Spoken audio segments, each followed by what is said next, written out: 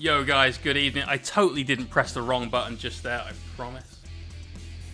Today it's something that isn't Magnus. Big Bird is right here. I have one thing left to do on Magnus, which is finish that side of the sword. That is it. That's all that's left to finish off on Maggie. Toonie Spruce, thank you for that host. Nick McDade, I saw, gave us a subscription, his 8-month subscription, while we were in the stream starting screen. So thank you very much for that, sir. In the chat, we got Commissar Bob, Nick McDade, the Johnsonator. How you doing, fella? Polywater Cracker, Too Many Sprues, Main Unit. Who else we got? Celtic Craig, and Dez, of course. Sarantis! Dude, thank you very much for that subscription. Much appreciated. Sorry, the host, rather. Yeah, it was just a lag. Clearly, just lag. I'll tell you what's got lag today is my head. Because today, we started doing some editing. Started to learn how to edit. And that's why this Chaplain is in a state of already having stuff done to it. That's a real state. Promise you. I haven't just made that up. I spent a couple of hours recording some footage very earlier on today where we took this Chaplain from a black undercoat. I did our trademark blue-black all over this bad boy. Did plenty of work on the main body of this guy, the bike, the rider. We've got various parts, all that are going to need some work and some love. Is he pre-loved? He's been a little bit loved. So, got loads of work left to do on this guy, as you can tell. Tonight, I think we'll start with the metallics, block in a lot of base colors, get all of that area done, so we can focus on getting some of these areas just really, really picked out. Oxus12, thank you very much for the follow and welcome to the stream.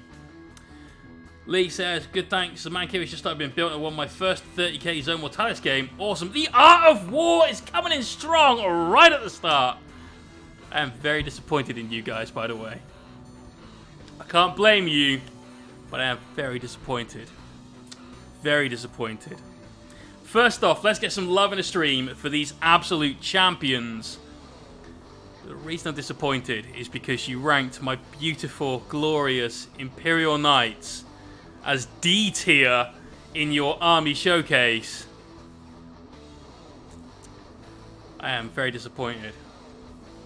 It is about the Knights. It is about the Knights.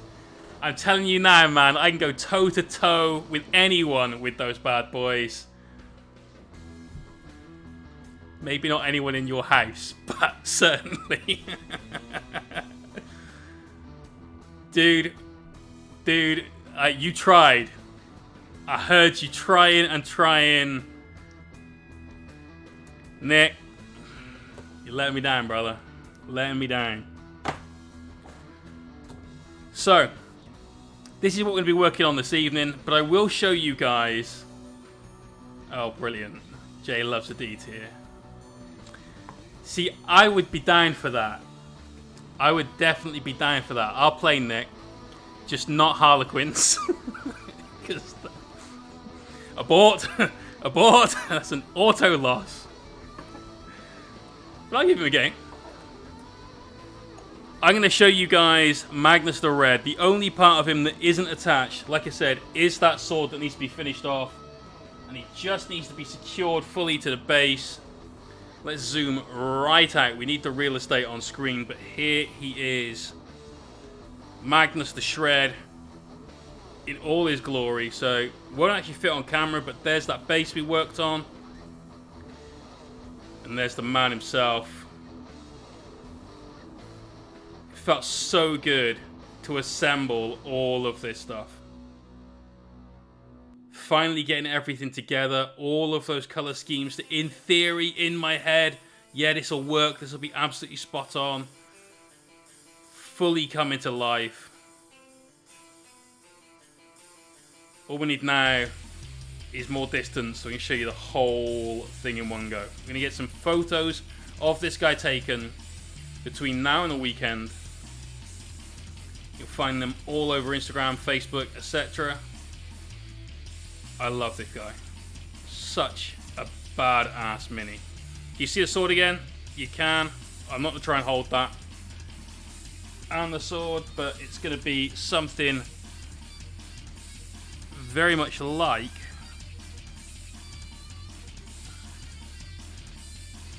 come here, you sod. Very much like that. Utter beast mode. Love it. Love it. Can't wait to get that guy finished. But today, we're on the Marine train. We are doing the Chaplain. Oh, Polly's a cracker. Thank you very much for gifting that sub. Theo Godo. The OG Dodo. There we go. That took me a second. Mimic Miniatures coming in with a raid as well as the Art of War and Mimic Miniatures. Thank you very much. Really appreciate those raids. The OG Dodo. Let me just give you your meeps. Exclamation point win and exclamation point mystery if you want to know why meeps are important.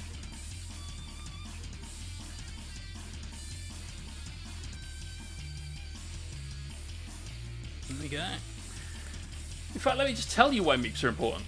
Before we do some painting, here's the reason. Every month, we do at least 2 giveaways.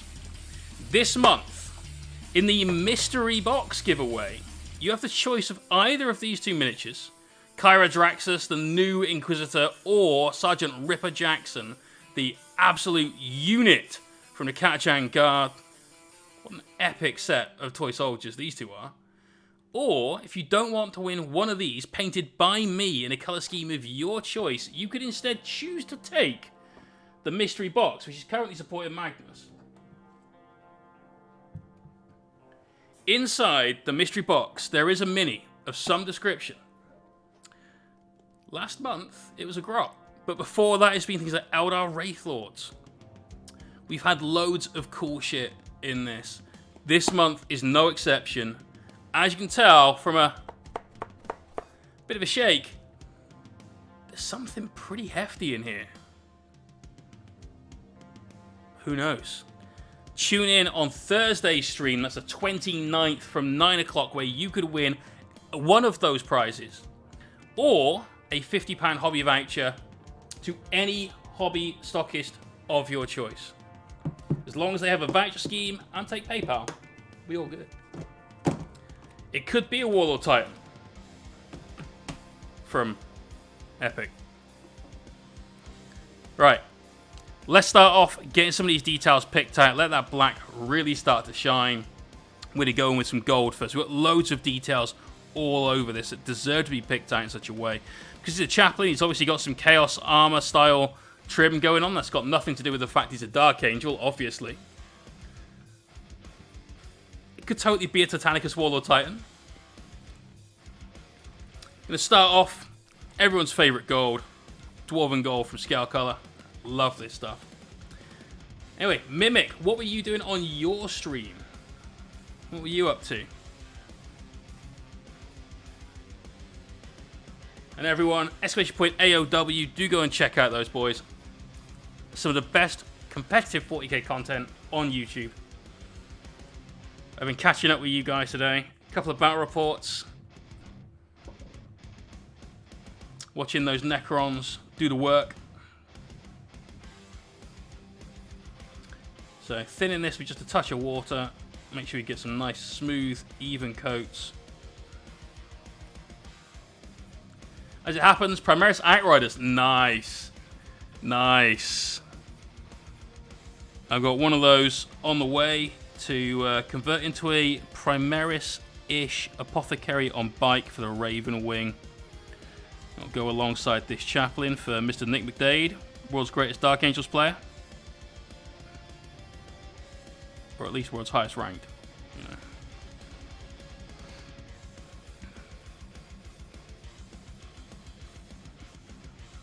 Can't believe the knight's got D tier. What is this utter nonsense? You guys just aren't playing them right. Celtic Craig, that is awesome news. Getting his first airbrush. Such a clutch purchase for me. Like, a lot of what I do is airbrush work as a foundation for coming up through the traditional brush method. And we're about to start a course which is for personal tuition, private tuition, airbrushing, next steps, and special effects. Stay tuned for more details over the coming week. I'll say week and not weeks and be really optimistic about it. Come on, start Bob, playing Chaplain alongside me.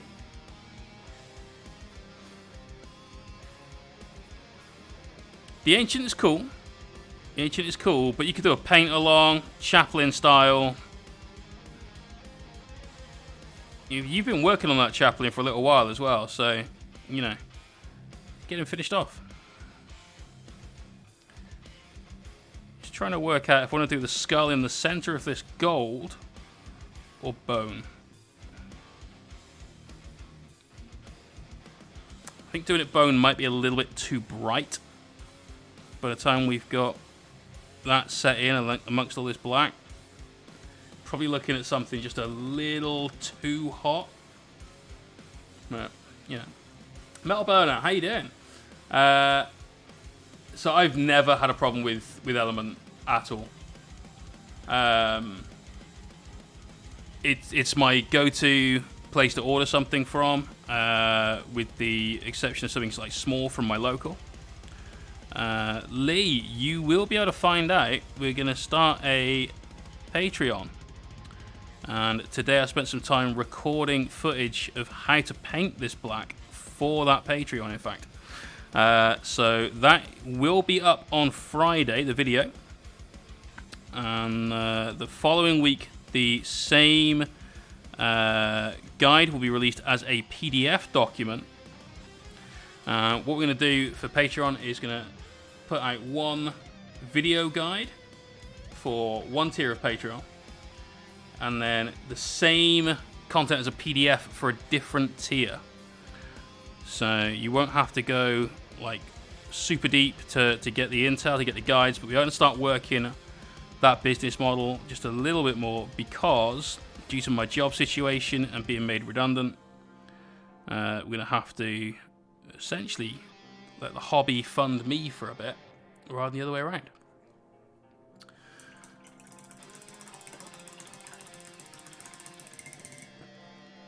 Des, I'm not entirely certain that that's going to be the case. Melchete! Doing well, dude. How are you? Had an issue. Yeah, to be fair, like through the lockdown, you can't really fault them for their stock issues, because it's not like they were getting it from their like manufacturer. You know, G-Dubs weren't sending it. They didn't have any stock to send out. The only thing that I will say that's negative about Element, and you know, take this with a grain of salt, I use a lot of paints from P3 or from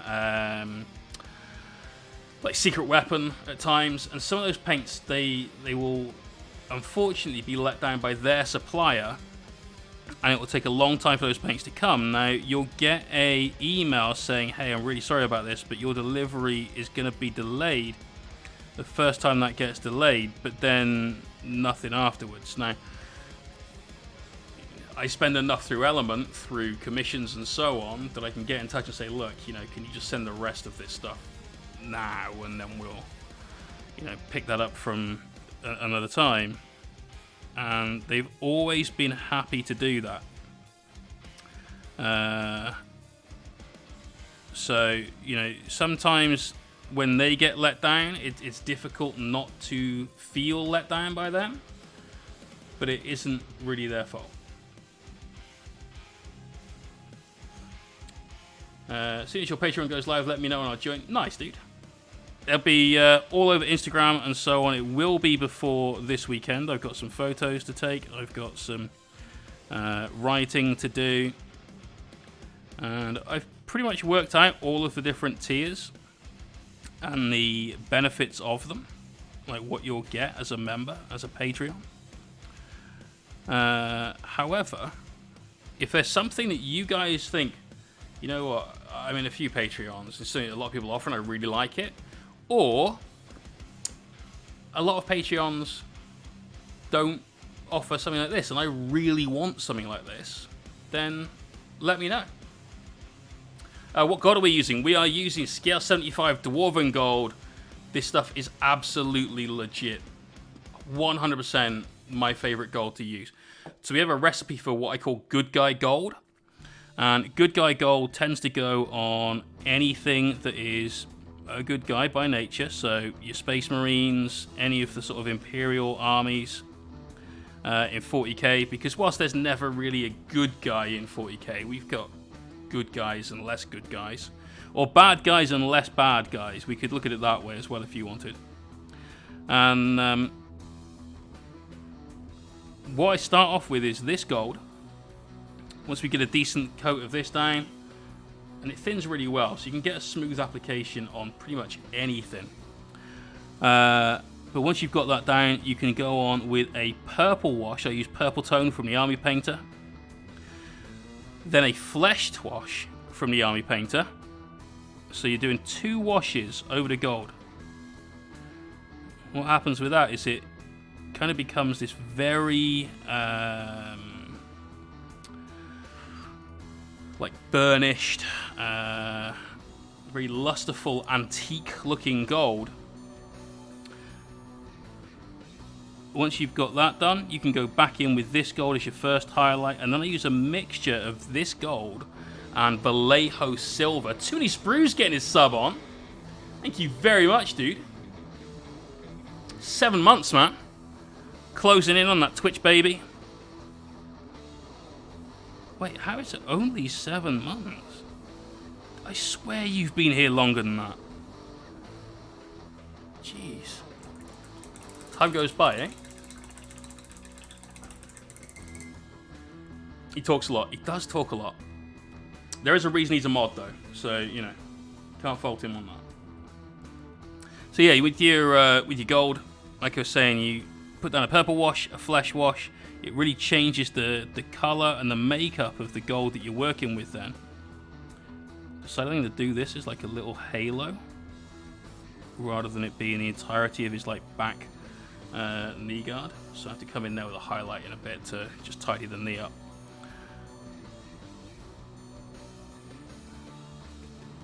But yeah, get those down and then come back in straight away with this gold as your first highlight, because you've changed the hue so much from what you originally had with those washes that you can do that.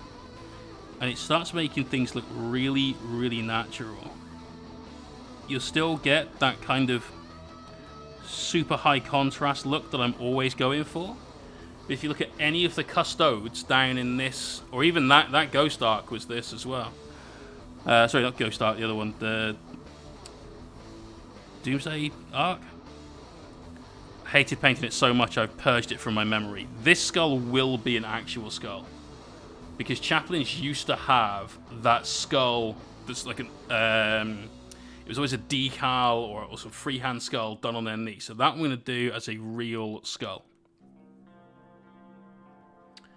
But yeah, like I said, you'll still get that sort of high contrast, slightly comic book look, but it'll be a very natural gold if you just sort of blend it out a little bit more. Is there going to be a god tier Patreon for access to once a quarter zooming, and if a gift, a drink, painting part we talked about in the kitchen, take my money? Maybe. I mean, we could do a drunken Patreon only Zoom call. Hang out, drink and paint. I feel that's usually missing from the hangout and paint chats that people have. Hang out and drink. Don't hang out and drink paint. That wouldn't work. Especially if you're using that stuff's...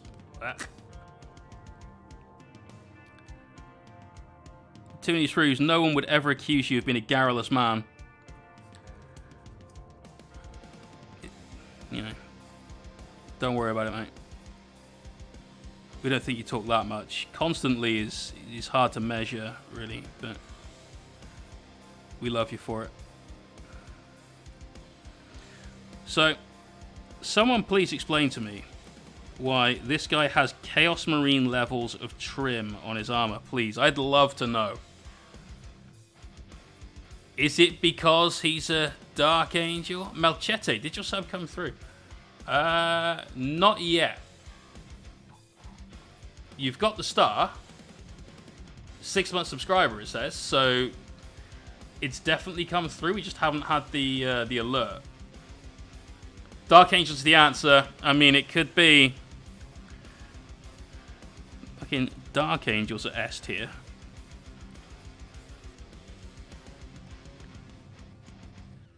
I don't know, you play the highest ranked Dark Angels player in the world. You smashed the shit out of him with Knights, yet we're still capped at bottom tier.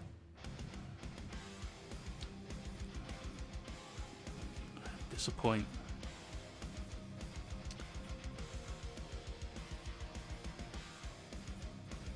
I'm not going to let that go.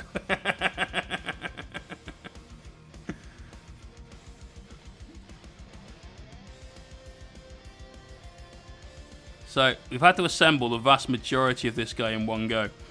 Because, for some reason, in GW's infinite wisdom, they decided that the best thing to do is to get this guy's butt and attach it to the bike as one piece. So if you wanted to have him completely off the bike, you'd have to find a way of removing his butt from the bike, but keeping it intact. And frankly, this guy would end up with one busted ass if we tried to do that. So this bit is going to be fiddly. There's lots of detail on this Mini as well that's sort of buried underneath. We've got those pipes for the exhausts and everything else. So tricky. That's why we've also not attached him to the base. He's just loosely on our shot glass with some paper clips there, as you can tell. We want to be able to get to the underside should we need to. And one of the tutorial videos we've got planned, which will be on YouTube. So there will be a YouTube video every 2 weeks, alternating with a Patreon video that will just be a tutorial for YouTube. It won't have been done on Twitch and then moved across. It's going to be how to build your own custom bases. So we're going to take GW's basic version of, like, here's a landscape, and turn this into something really quite special. And that'll be held up on YouTube. So exclamation point YouTube for a link to that. However, unlike the other sort of Patreon reward, which was the PDF guide, that one will also be a PDF guide. So you'll get all the PDF guides over on Patreon. You'll get YouTube content videos. You'll get Patreon content videos. It's all planned going over the next couple of months. Right, we've got these little spikes because you can't possibly have a sort of skull carrier on your chest if it doesn't also have a load of spikes on it. It's not very metal without the spikes, is it? You know, come on.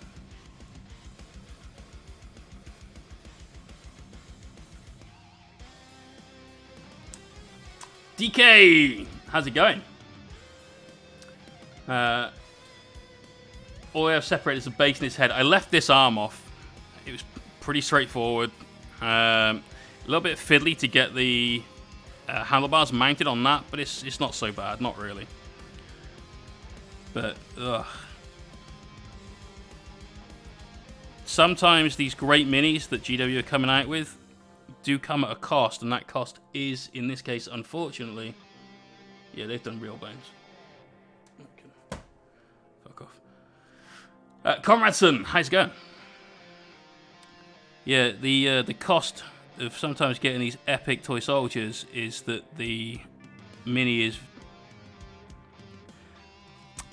difficult to get to some areas, not quite as multi-part as we would potentially like, but it's fine.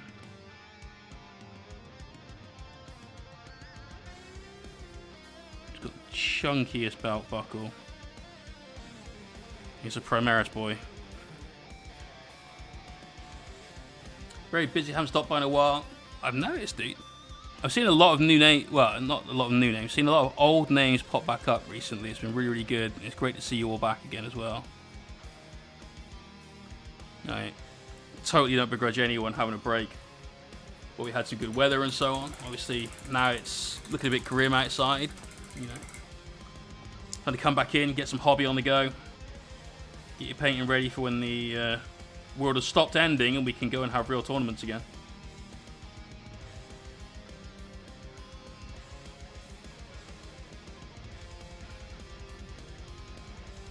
So we're going to do some freehand on this guy later on the shoulder pad he goes on his arm, but also probably on that knee pad as well. Viking, you must have had at least some good weather. Like, even if it's just 20 minutes worth. But in the UK, we normally get our prescribed 4 days of sunshine a year. We had a lot more than that this year. Which I genuinely attribute to not so many people being on the roads and so on due to lockdown. So maybe COVID gave us some good weather over here. Who knows?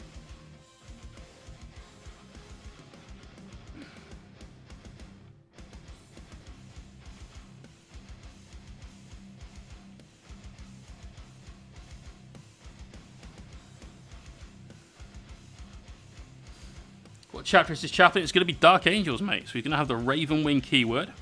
So he'd be all in black even if he wasn't all in black. This is part of a pretty gargantuan commission we've got going on for Mr. Nick McDade. It's this Chaplain on bike, 20 intercessors, 5 assault intercessors, a couple of impulsors, 3 ATVs. Got to get their Mario Kart bikes, and they're just sat off to one side. They've had their weapons magnetized for ease of swapping. You can do it without magnets, just as a quick FYI, but at the risk of the paint job starting to get scuffed, if that was the case, I decided it was probably just best to magnetize it. Make sure that Nick's money lasts a while for this commission. You know, it's not going to get scratched and broken.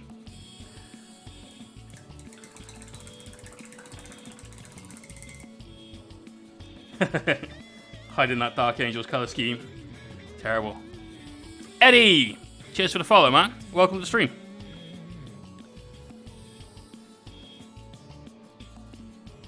So yeah, we've got impulsors, intercessors, assault intercessors, plasma inceptors, which apparently, according to some, called Yeti, thank you for the follow, are some of the most broken units in the game right now, because it got blast. We've got these epic looking smoke trails to attach them to the bases with, rather than those horrid flight stands. So I'm going to be doing some semi-realistic smoke coming out of those. That's going to be sick. I haven't magnetized them, mate. I've basically just slotted the gun in, and that works. When's the next painting marathon weekend, says Dr. Dirt? Well, I can tell you now, the Necronothon 2 Judgment Day is going to be the 21st of November, I think it was.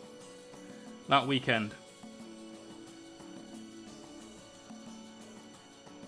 And in that weekend, we have got a lot to paint. We've got 2 Catans. We've got the Void Dragon and the Nightbringer to do. We've got the Silent King himself and his menhirs, plus the little dudes on his little little floating throne. We've got that to do. 6 Ophidian destroyers. 9 Scarab bases. Christ, what else? 20 warriors with the Reapers. 25 Immortals. Some Tomb Spiders. Some Flyers. I think I've forgotten something. I can't remember what. So yeah, there's a lot to do in that weekend. That's a bigger push than the last Necronathon because of the kind of things that we're painting. There's Sarah. How you doing? Yeah, man. Growing the moe. It's not going to get much longer than this. I nearly trimmed this last time I cut my hair. Normally I trim everything about every 2 weeks and then do the top like once every 6 weeks, but just couldn't be asked. So, yeah, let it grow a bit. It's not going to be Electric Boogaloo. It's too obvious. And Necronathon 2 Judgment Day, because they're all painted like the Terminator, that Kyberdyne Dynasty. Gotta love it. Might even risk the copyright strike for the dum dum dum dum dum part of the Terminator theme tune. Gonna get some videos made up and edited up.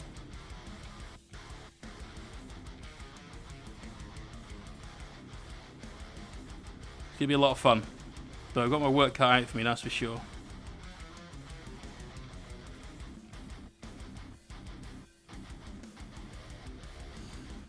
What gold is this? This is the Scale 75 Dwarven Gold. And frankly, I genuinely believe this to be one of the best golds that you could ever use. There's some good mileage out of a lot of other companies' golds. Vallejo makes some banging ones. GW make a load of shit ones. Sorry guys, it's true. Retributor Armor is about the only one of their golds that's actually okay, and that doesn't hold a candle to this.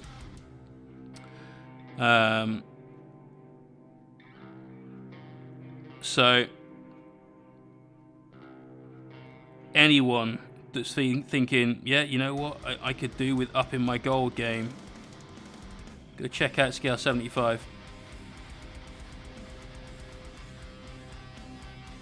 We use this a lot. We use their Viking gold quite a bit. One of the reasons it's going on so thin is because I am just thinning it with water. You can see it takes to that really, really well. And it's got such an amazing, like, powerful, bright, buttery yellow to it as well. Big fan.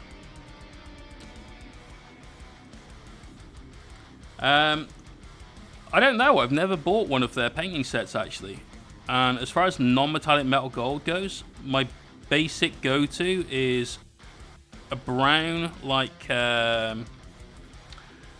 something like Rhinox hide from G-Dubs. That's a decent brown, actually. I like that a lot. Power Ups TV, thank you for the follow and welcome to the stream. What I like about this, apart from Retributor Armor, Retributor Armor is... The coverage on Retributor Armor is really, really bad. You get brushstrokes galore on that. Whereas with this, it's very much, as you can see, kind of not really a one-coat wonder per se, but it does the job quickly. So if it's going to cut me down having to do many, many coats on stuff, B. Lee, I guess, thank you for the follow again and welcome. I've not tried Scale 75's contrast style paints. So they have a line of paints. Are they called Instant Paint? They've got a name for it, and I can't remember it. Haven't tried them yet. But going back to the gold non-metallic metal question, my recipe is usually something like Rhinox hide, yellow, and white, and that's all I use. And there may be things like purple or green to go in the shadows to start bringing out some of those hues a little bit. It's not something that I do very often. I tend to reserve it for things like standards and stuff like that, where you'd have something that would be perhaps golden in color, but not made of gold, the metal. Because it would need to be quite lightweight to go on a flag and so on.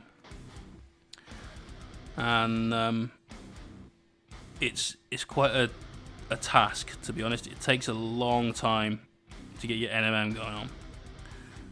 Definitely doable. Definitely something that, you know, I've got that that technique under my painter's toolbox. But it's not really my way of painting. And it's not something I necessarily enjoy doing. But it's just nice to know that it's there and we're capable of. So this guy's got a nameplate by the looks of it. Guessing his mum didn't sew it into his armor though. You know, he looks like he's probably gotten past that stage in his life. It's not like his gym kit or anything.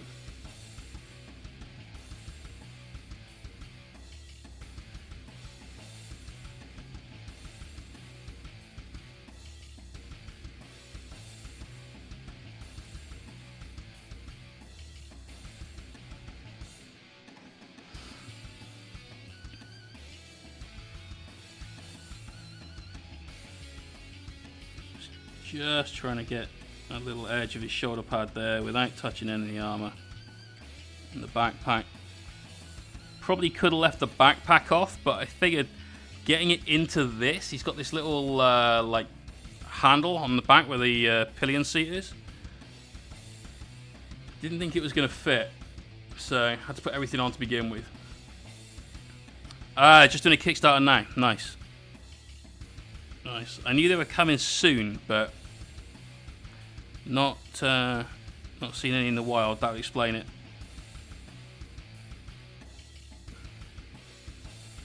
The scale in general have some phenomenal paints. It's just, we were talking about this last stream. They're not the most user-friendly things in the world. They have an extremely matte finish, which is beautiful. Absolutely wondrous to behold. But they have a medium that is very thick and it's almost more like a gel.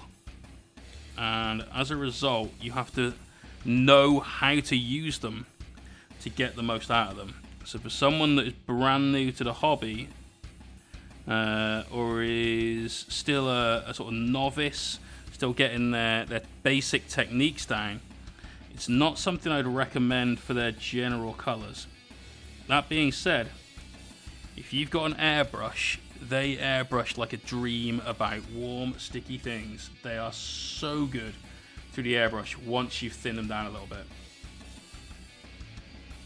Amazing colour depth and density. It's something else. It's this one. Commissar Bob, thank you very much. Well done, mate. Crooked Grin, how you doing, bud? Hashtag kept man, he says. Mate, if only. What have you missed? You've missed us talking about Patreon, which is going to start on Friday. You've missed us talking about the tutorials that are going to go on it, that will also start Friday. You've missed us talking about the giveaway this month, but I think you've probably already seen the giveaway prizes. We've got the Inquisitor Draxus, Kyra Draxus, that's it. The new Inquisitor, the protagonist, if you will, of the Psychic Awakening series. We've got the Ripper Sergeant for the Katashan Guard, that new epic-looking female guard sergeant. And then the contents of the mystery box. And that's on Thursday. What colours from Scale 75 do you recommend? They do a load of really good blues that I like. Geraldine Turquoise is one of my favourite blues. I use that a lot. I used it on all the custos for their gems. I wanted something that had a lot of punch to it, because it was going up against the gold, and there was so much gold, and the richness of the purple, it had to really like bounce out of the mini at you. That's a really good one. I've got a few of their reds, because when I was going to do that Wraith Night, I picked up a shitload of red. Lordy! Holy shit, dude. It has been a while, man, but it's great to see you back. How are you doing? Getting all those old schoolers returning now. Loving it. Absolutely loving it.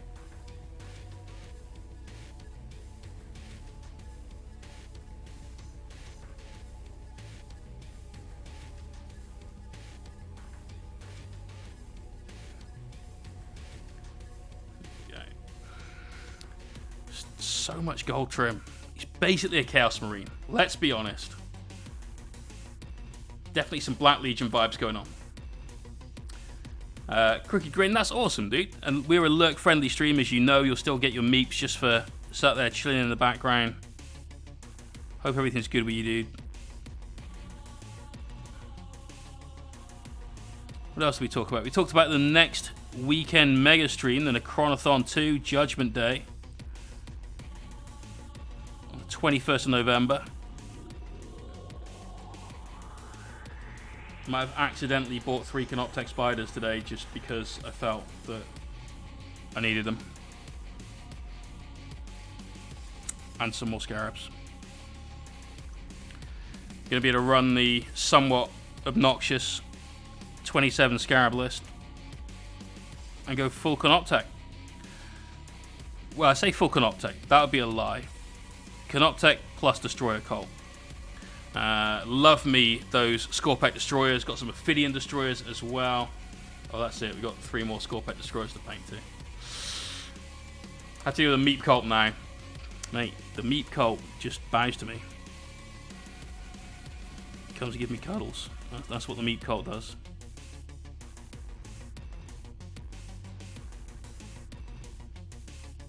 And then makes stinky poos in a litter box. Just making sure you've got a solid coat of gold down on this shoulder pad. Just getting that second pass in where we need it.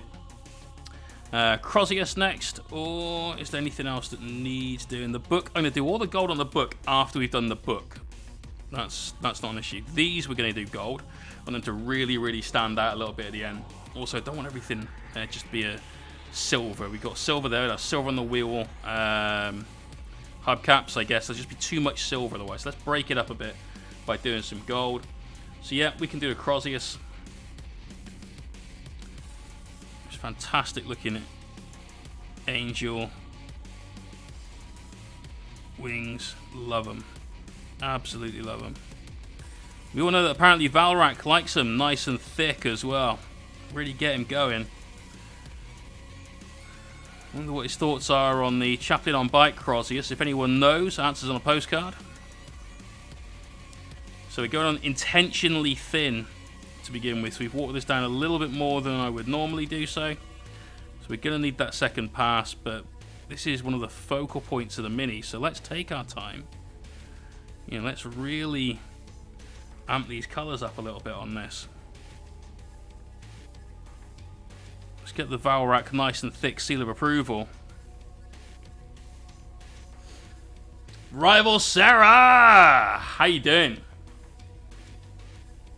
I should be at Patreon level. Meep Cult gets a photo of Meep each week or month. Ah! She's very camera shy. Have to employ actual trickery and try and outsmart the cat to be able to get a photo of the cat.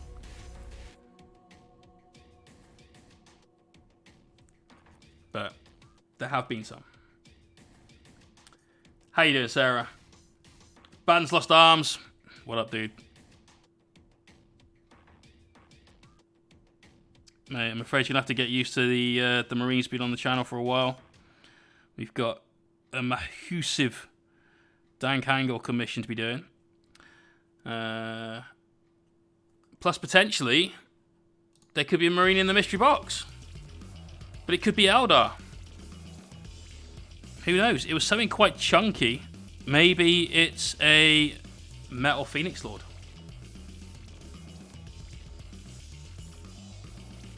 Could be Morgan Ra in the box. But then again, maybe it's a scenic base with some pebbles on it. There's always a risk of danger with that mystery box.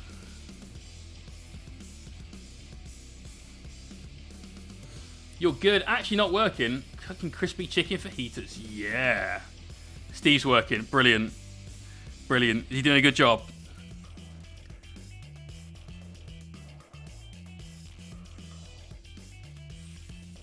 You got him making tufts.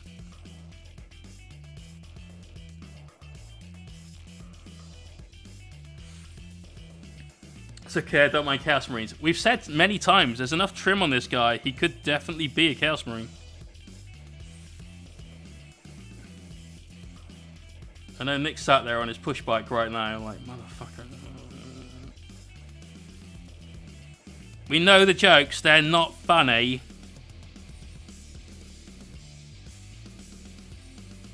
They're still funny.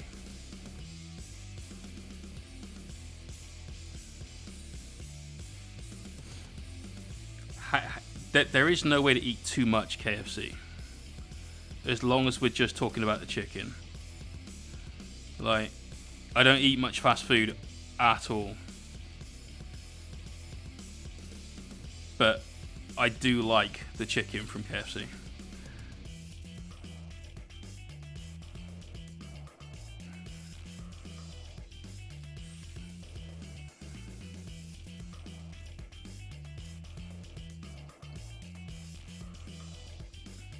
Alright, a little bit of gold down here. He's got the other end of his hitty stick. At least this guy's got a decent hitty stick as well, unlike the other Premier Chaplain, the original one. They've definitely learnt their lesson from the pimp cane that he had. Must do these properly. Alright, let's get on these. Just going to need a little bit more gold on the palette.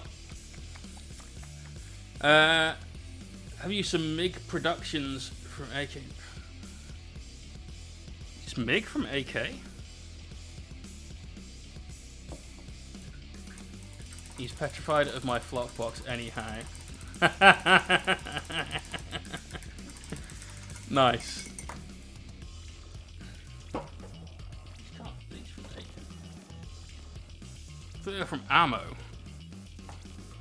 Yeah, Mig Jimenez.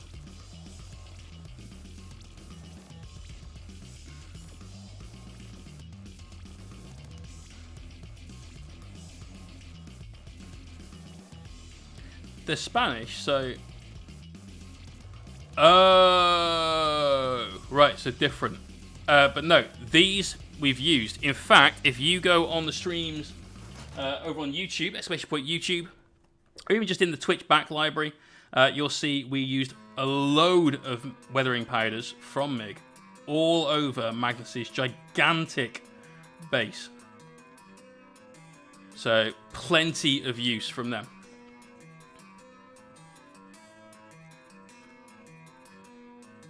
Yeah, this one is Mig Jimenez. I'm assuming I'm saying that correctly, or at least close to. Right, you will see some visible brushstrokes in this now.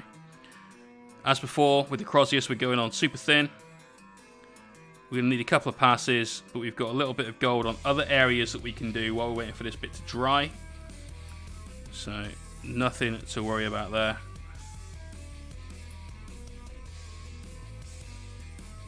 Whilst we're using a good brush for this, see that Winsor & Newton Series 7 styly. We're using an older one so that I can just basically brush it into the recesses and make sure we've got everything without worrying about balking the tip on a brand new brush.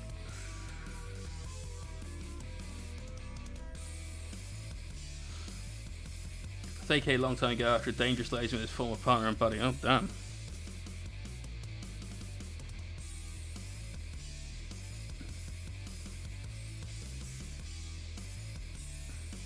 Yeah, like I said, you're going to see plenty of blush lines in that because we made it so thin. But look at how reflective that still is. You know, loads of power out of this. Which colour would you say is a good alternative for lead belcher? A dirty metal paint for Orc engines. So lead belcher is the GW version of what they used to do called bolt gun metal. And my favourite version of that kind of paint is just called bolt gun. No, gunmetal, sorry, from Vallejo Model Air. Super good dark metal. Works well with washes as well. You can brighten it quite easily up with their silver. So really, really good all-round dark grey metal paint. Sarah, that's a really sad story. For a second there, I thought you were still talking about Steve, and I'm like, but wait, hang on a minute. Who have I been talking to all this time?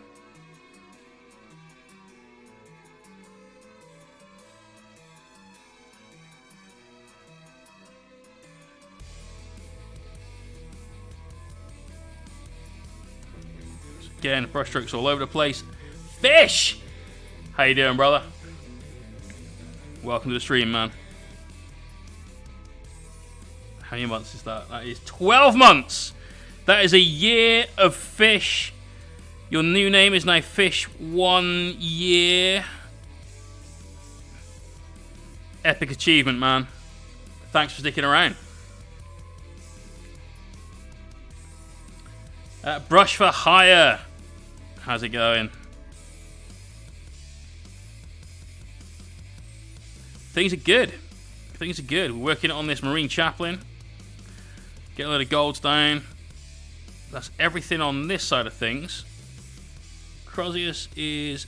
We can leave that for a little bit longer before it dries. We've just got a bit of gold to dig here and a bit of gold to do here on Lahat. Janelson, been here longer. You are the OG. You and Rocky, you're the OGs. We'll say Hobo J as well.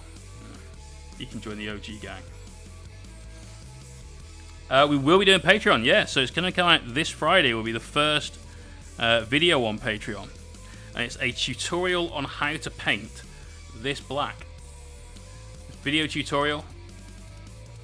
Finished recording the footage for it today and edited it today. Just need to do the voiceover for it now, so I need to get myself properly shit-faced. I won't, I promise. Probably won't. But we're going to get ourselves a little bit of a script written up so we know how long we can talk about each thing as we go. The whole video is looking like it's about 18 minutes or so. Trying to keep it short, so we've skipped over a lot of stuff where it's like highlighting the same way, but over the whole thing. Just getting my stuff almost. My first stream on Saturday. Nervous is an understatement, mate. If you've got any questions, just shoot me a line. You know, you've got me on Discord, Instagram. You know, I help out as much as I can, right? Always good to see new people getting into the streaming side of things. Do you know that'd be fine? You know. Bum is twitching like a rabbit's nose. Okay.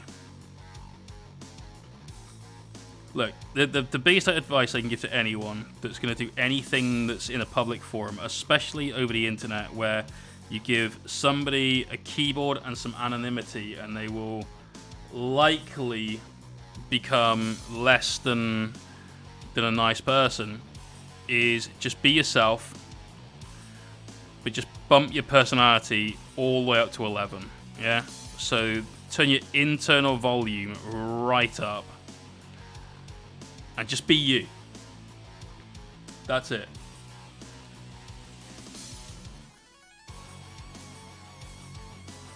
But yeah, like I said, Patreon this Friday is going to be the launch. We've got a video ready for it. Just got the audio to do. The following week there'll be a PDF version of that video released for people that would prefer maybe a lower tier pledge but still want the info. There will also that week be a YouTube video. We're going to be expanding onto both platforms at the same time. So I'm frantically learning how to edit. It's taken me a lot of time today, but now I've learned some of the basics for what I need to do. We're kind of there. Hopefully that'll speed things up in future. Melchete, there it is. That took, call it half an hour to come through, but it came through. Thank you. We got an emote from you as well. I'm not sure what that one is. Hey, anytime, brother. Start around 9:10 a.m. a.m. on Saturday. Dude, I'll even be about. Let me, if I haven't already, I have been. Oh, that's me. You and you've been following me. Bam. Right, I've hit you up with a follow. So, I will try and tune into your stream Saturday morning. I can be on hand, perhaps, I'm not going to commit to this, but perhaps, to offer some technical support if needed. I'm sure you'll be fine there. But everyone, go give Brush for Hire a follow preemptively so that you can tune into their first stream. And then they can get their first taste of what it's like to be a streamer with maybe a full audience of people already sat there heckling them. I mean, tuning in to... Oh, shit. I've let the cat out of the bag now.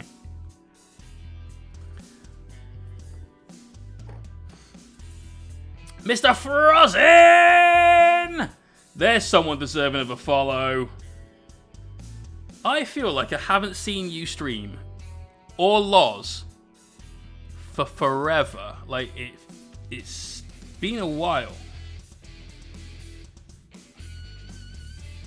But how you doing, bud? And Windy Massive is here as well. Let's see all the extra streamers now. Let's give Windy some love.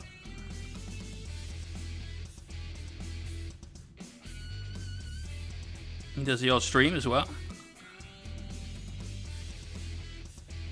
So loads of people in the chat to be following here now, guys.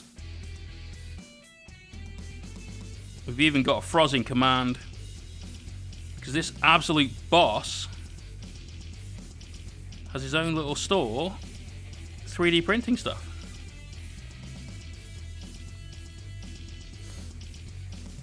You stream tonight? Awesome. Well, where was the raid? God damn it. Like, where's the love? However, whoever you pass them on to, you've come here. That's all that matters. What were you streaming? Was this more 3D print stuff, or are you going back to your Necron roots?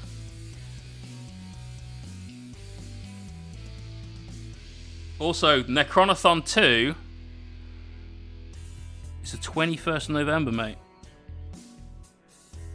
Where's your weekend long stream? You know, the one you promised me last time. When we painted the first batch of Necrons in...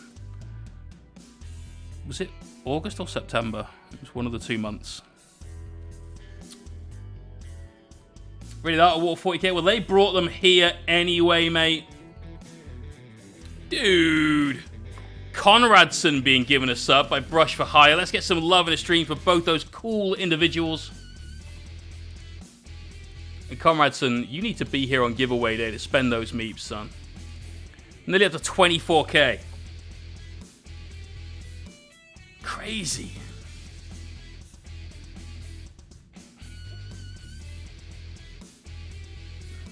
Absolute madness, mate. There's no interest paid on meeps, you know.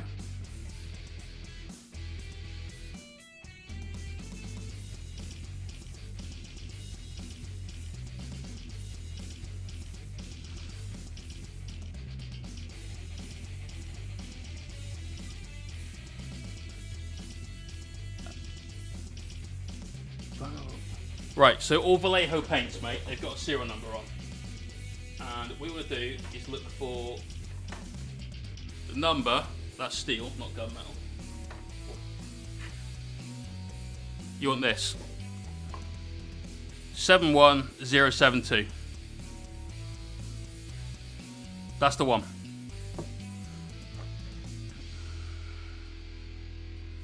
But gunmetal for definite, not black metal. And you want to get the Model Air one as well, even if you're not using an airbrush, because that just glides on when painting on with a brush. So smooth, it's crazy. Spectrally smooth, you could say.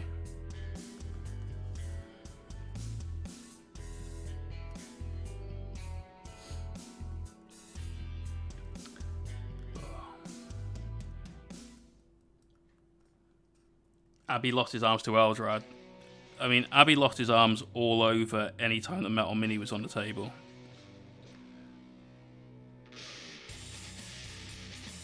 The Bad and the Armless was a quality meme for a very long time because of that model. Wasn't good. Had to be pinned. Warren Cap, how you doing? Welcome back to the stream.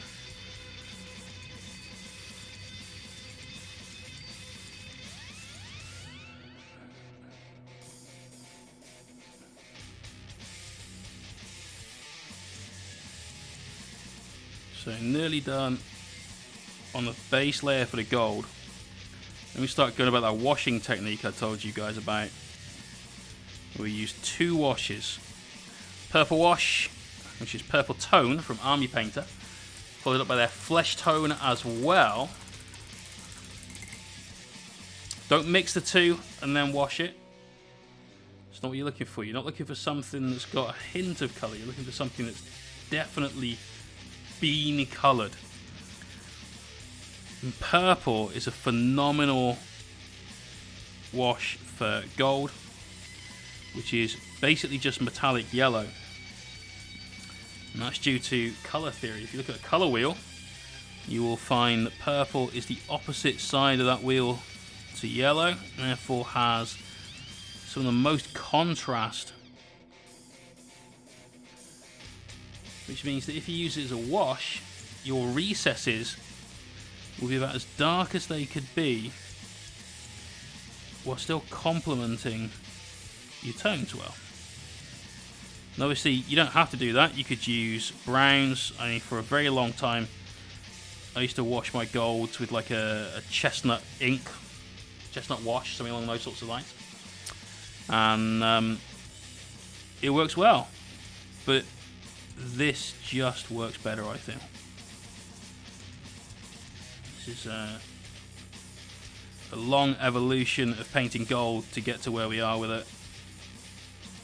And it's like I said, it's our good guy gold recipe.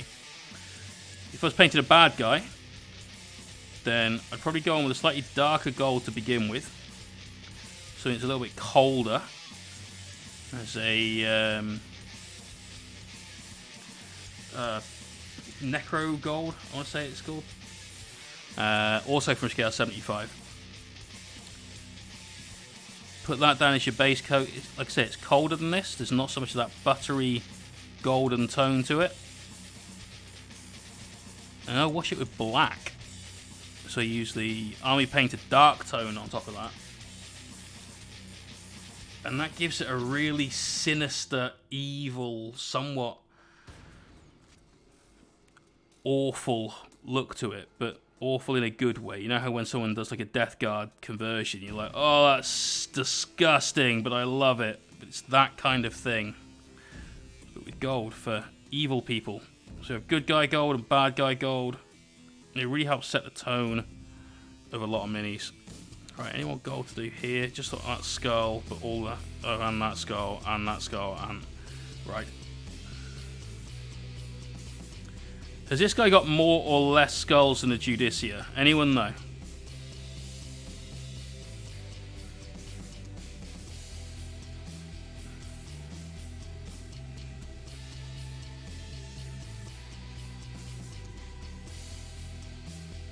On my place, you do flying fist attacks, power fist, 12 inch. Fuck that. Is a really watered down purple for my skin wash is good, or should I change? Purple works for skin, mate, but just make sure you've got like the effect you're aiming for has the right tone on it. So there are elements of most people's skin, especially the face, that have purple in there, like around the eyes, like just in this sort of recess. I've got very pronounced fat cheeks, basically, with good recesses around the eyes. Could be 28mm, but all of these you tend to find on like your Space Marine characters and stuff because they're so exaggerated. You'll find purple around here quite a lot, a little bit under the chin and so on because of stubble and beard growth. You wouldn't necessarily find purple though on things like hands or chest area, you know, if you've got bare skin, rather than just being the face. So make sure that what you're painting and what you're painting with fits the theme. So don't fall into the trap of just having one way of painting something, because the mood might be different for the miniature you're painting than the last one you painted. Alright, let's get our second coat down on all of this. We've just got the exhausts to do and the Crozius to do again. These exhausts, I'm hoping, won't need a third coat, but this is a centerpiece model. It's a brilliant looking character, and even if he wasn't, because it's a commission, definitely going to be doing a good job on it. Don't want to cut any corners. He says do Space Marine faces. That makes sense then. Yeah, works out well for a lot of that. One thing you can do, and we've demonstrated this on the channel when we did Ragnar's face, which I believe we still have. That was in the days of the free use music rather than the like song request music. So I'm pretty sure Ragnar's still there. We did a proper breakdown on how to paint faces. And we matched his face to Ragnar Lothbrok from the Vikings series because it's another strong male face, good features, lives somewhere cold and hostile, so that has an effect on the way that your face looks and the tones and hues. Remember, if you go out in the cold, like say you're in the driving wind, you end up with those flushed cheeks and so on. We wanted to make sure we had that kind of look on Ragnar Blackname. Keep it very true to life. And so we went through a lot of steps there, blending with darker colors like blues over skin. Used yellow washes over skin to simulate light playing on the forehead. So there's all of that went into painting a face. And if you look in a lot of classical art, like Renaissance art pieces, you're going to split somebody's face up into 3 bands. There'd be like a blue band, a red band, and a yellow band. And you can apply that theory to miniature painting because it still works the same way. It's still art. Just because someone like, I don't know, Michelangelo didn't paint a toy soldier and his models were a little bit larger than ours, doesn't mean those techniques don't still work, right?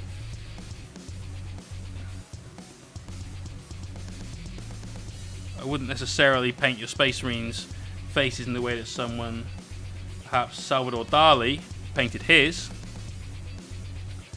You'd probably get a few funny looks. Sometimes from your miniatures. Still. Plays well, looks so haggard after 10 years in the Highlands. Could be. Could be. By haggard, do you just mean like rugged and manly? Alright. You could grab the hairdryer, dry down those exhaust vents. Make sure we're ready to go on with our washes. Like I said, we will do a third pass on this if we need to.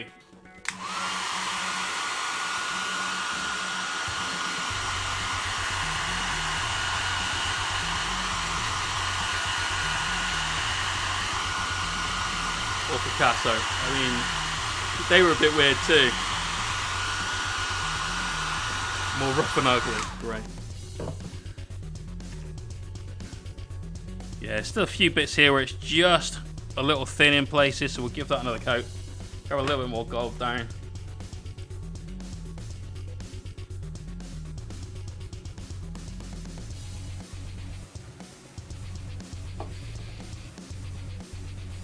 Again, thin this, make sure we're not going to be leaving brush strokes on the Mini.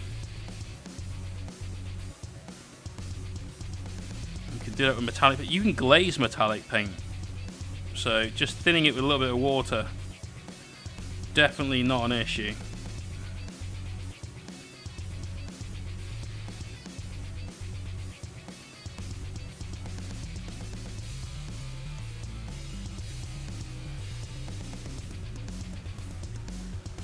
Should be fine to get our washes down on that.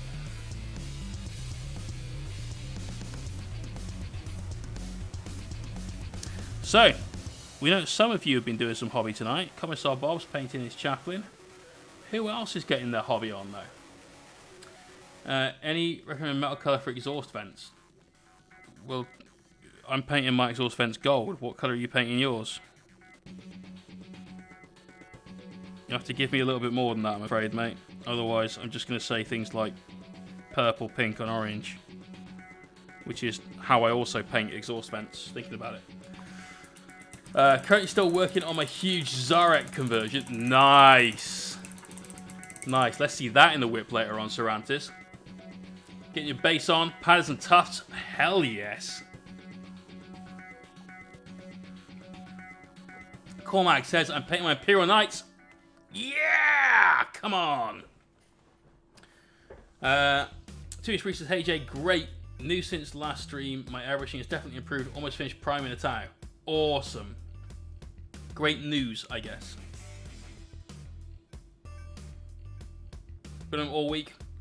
Mate, I've got to paint him in a weekend, along with other stuff. So, I feel your pain. It's going to be an interesting weekend when we get to that stage. Right, let's grab that purple tone and flesh wash combo that we've been talking about for the last many minutes. This is a brand new bottle of purple tone because I dropped mine down there and I realized I'd have to move this set of drawers, which means I have to move this stuff to pull them out of there and then this way to find it, so it is lost to the floor. The floor has reclaimed the purple tone. It's dead to me now. Edge highlights on Outriders, they're a joy to highlight. Mate, this one took me 2 hours, start to finish, on the black earlier on. So, there's a lot to do. But you can get into your rhythm and, smash it out. Well, like I said, I'm using gold because it matches everything I've got here. And we're just going to add a few more washes to it to tarnish it a little bit. But it works. Alright, need some fresh water rather than something that's mixing with gold. Can't paint them out and die inside, but hope to end up we can start again. Damn man, that sounds rough.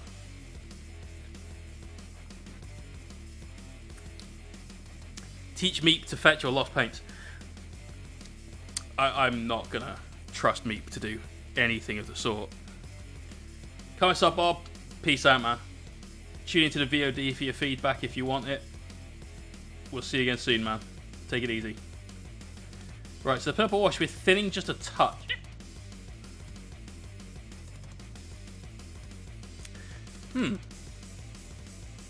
This is a new one. Hiccups on stream. Why not?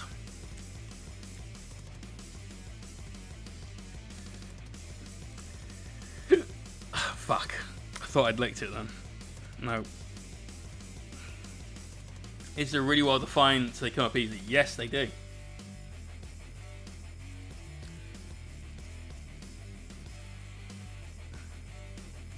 I can feel that hiccup.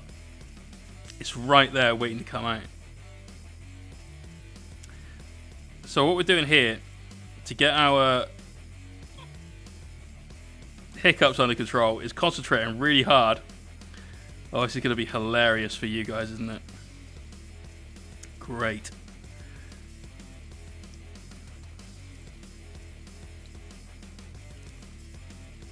Lingering sneeze is worse. Yes, but when it finally comes out, that's such a release. What I'm attempting to say is we are using our wash and we're just spilling it out over the black area a little bit. And what that's going to do is it's going to just create a really concentrated dark area around this star. A little halo that we've got. And shade that black down a bit more. So we're here in all of these little areas of recess and shadow. We put wash on earlier on. This is going to do exactly the same thing for us. But after we've applied our highlight color. And that's why this area wasn't washed beforehand. Because I knew we'd paint the gold on there, and this would be part of the process. So when you're doing things like shoulder pad trim and so on, this is a great thing to do. Just let your brush just go over the edge a little bit, drop some of that wash into that area. You get yourself those nice defined shadows that you want to amp up that contrast. I think the hiccup's gone.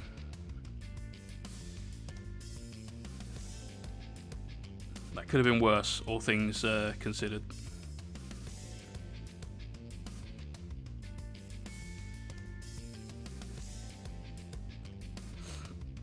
To say on my Smurf shoulder trim because it leaves a dark border on the blue. There you go. That's the way to do it. There's nose. But it's a much quicker way of getting the effect that you want, because you're going to do this part of the process anyway. And just being ever so slightly less than perfectly accurate, just to allow that spill to happen, is going to help you out. So it speeds up the entire process.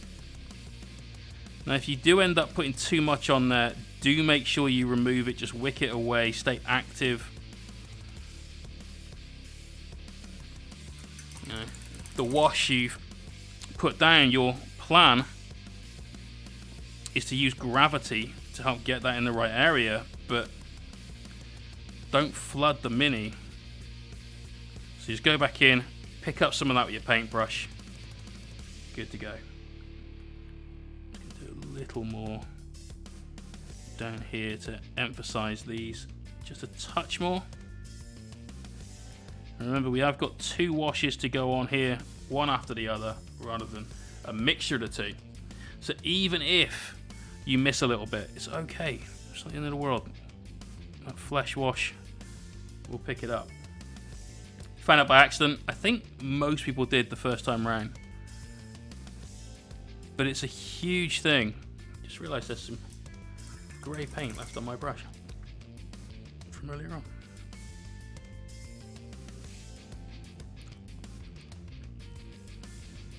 Too busy editing to get the brush soap out. Bad J.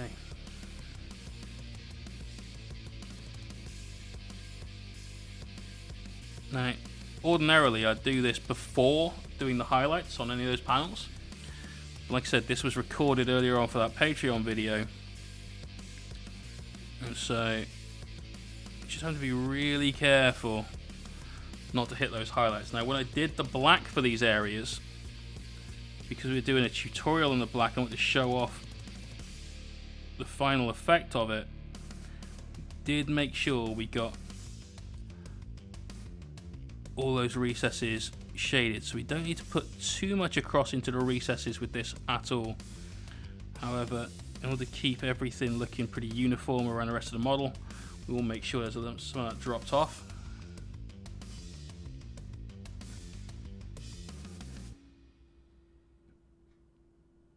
Can't let it flood though. It's got to be controlled. Just gonna pick that here up there, redistribute it around. Anyway, you've got little rivets or nuts. Don't be afraid to sort of stipple a little bit of wash on there, or just naturally settle into the area your brush gets picked up at.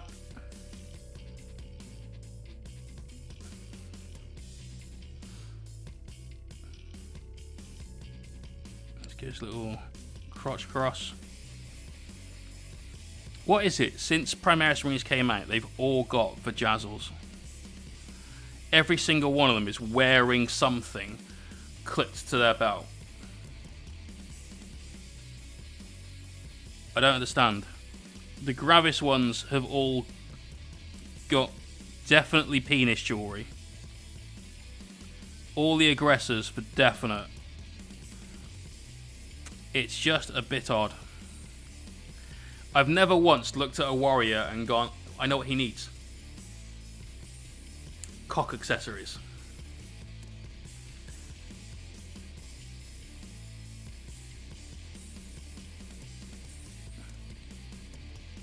Anyone know the answer to that? Why do they have to wear it, let's say, on the belt region? Christ knows what we're trying to be clean now. Way past that, Jay. Cole just wanted pretty boys. Maybe. Maybe that's what it was. He sat there lonely in the AdMech laboratories going, I always wanted penis armor.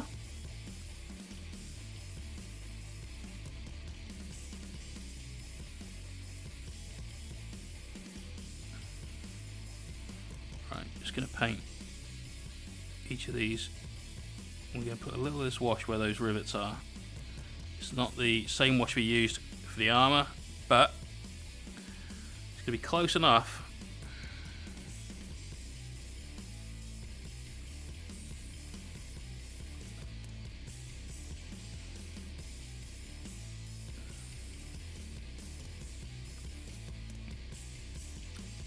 So to give you guys the chance to vote on what we do next on streams. We've got the Chaplain, we've got obviously our giveaway mini after Thursday's stream. That's going to be one of the next things that gets painted on the channel.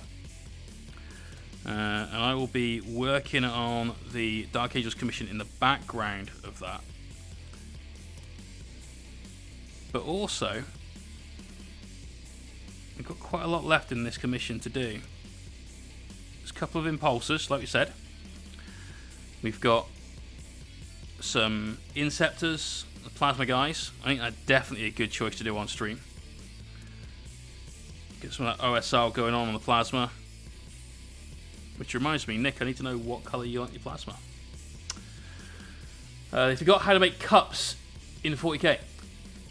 Could be. It's for teabagging. It could be for teabagging. Little bit of humiliation kill. Aggressor runs over, squats in your face 5 times. Jumps up, 360 no-scope somebody with a Bolt Storm grenade launcher. There's every opportunity for that, I guess, on the battlefield. Well, did you mean it's for keeping their teabags in? Like, your average Ultramarine prefers some Earl Grey, and those little coffins are just where he keeps his loose leaf. So I imagine the Codex Astartes says, "Thou shalt not use the teabag. Thou shalt use the loose leaf." You see Bobby G getting really anal about that. Maybe like some oolong or some Darjeeling writing his Codex book. Right. Let's get a load of the purple in here. You'll really start to see the effect on this.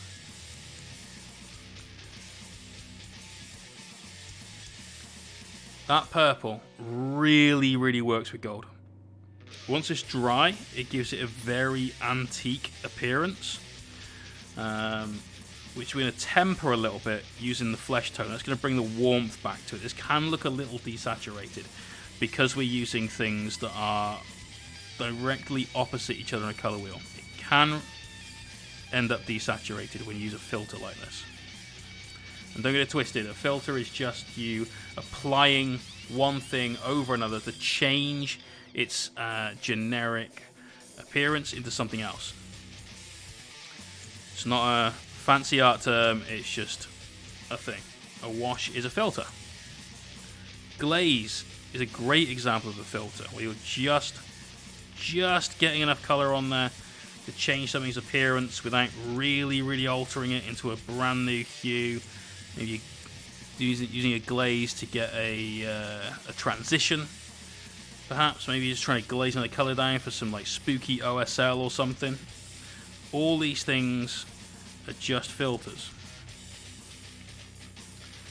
And by putting this purple filter on over the top, it can desaturate everything, especially once it's dry.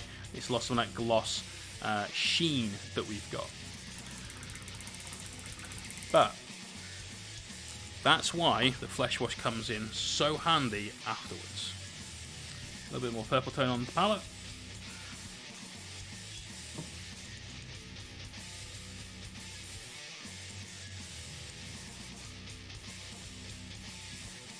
Tyson Sister Battle Imperial Guard to Slaanesh. You think Cole's playing the long Chaos game? He might be. I mean, there's a chance for it. That's all I'm going to say, is that maybe Cole is Dark Mechanicum. It's a very long game, though, that, isn't it? You know, more than 10,000 years long game. That's some commitment. Right there, that's commitment to the cause. That kind of fanaticism you'd only get from a servant of the Dark Gods. There we go. There we go. Celtic Craig has seen right through it. Chaos Call over there.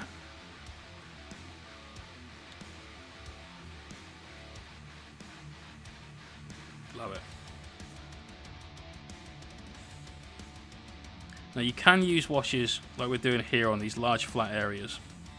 Just make sure that you don't leave big pools of it on something flat. This is my biggest gripe with people using contrast paints as well. As any old schooler channel member will know. So when you're using a wash, which is basically all the contrast paint is, again, like we said earlier on, stay in motion, you know, be vigilant.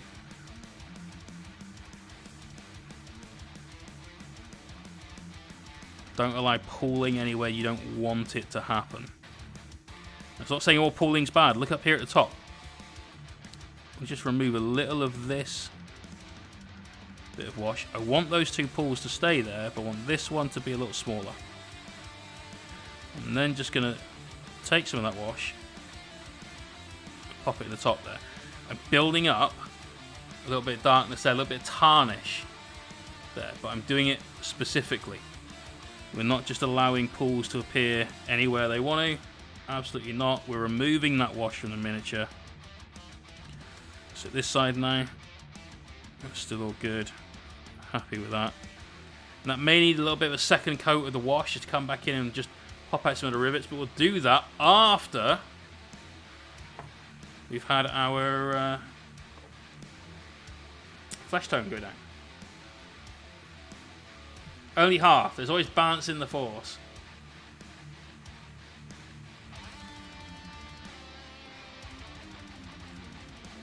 Luther Brexton. I feel that could be a valid theory.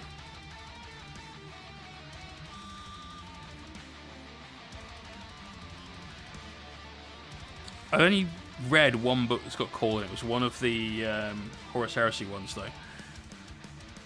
And that book really did make me like him quite a lot. He's quite a cool character. Recently I started getting into audiobooks. I can listen to an audiobook and paint without having to keep looking at the screen to see what's going on if I'm watching a series or a movie or a battle report or something. Of course, always keep those Tabletop Titans and Art of War battle reports on. Got to get that competitive 40k content. But audiobooks I'm starting to like. I've just finished listening to Valdor, Birth of the Imperium, or An Imperium. And I was absolutely blown away by that. That was a great listen. So much lore. Tells you about how Space Marines came to be. They're like literal first militaristic outing and everything. It's fucking great. Huge fan of that. We'll listen again.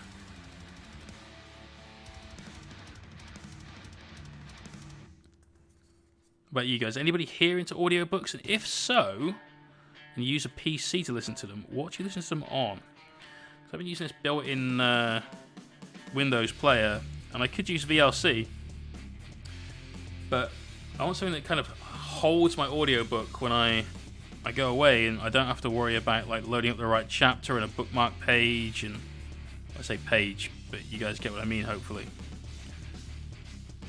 What do you use?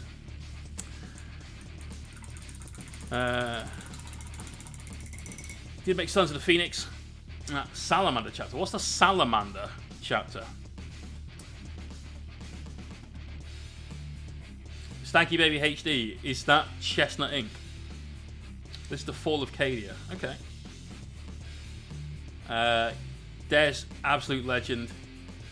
Giveaways this Thursday. It's the one after that I'm missing. It's Jackie's birthday, so we're gonna go and have fun, food, and so on. Stanky Baby, thank you for the follow. Use the Black Library. There's a Black Library audio app. Oh, it's on the phone. Okay. Polly, that sounds awesome.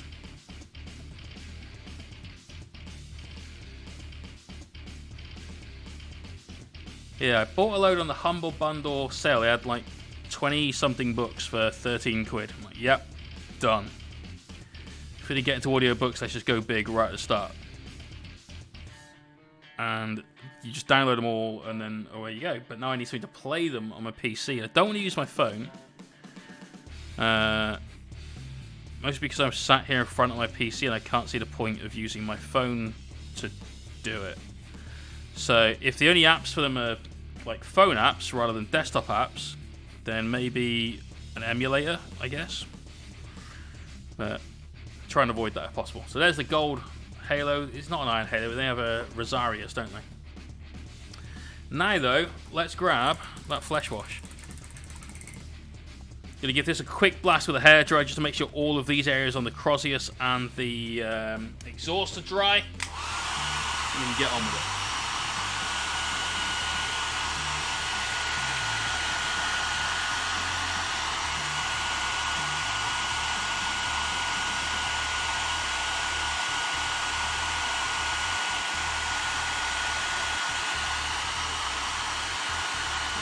Covenant of Fire.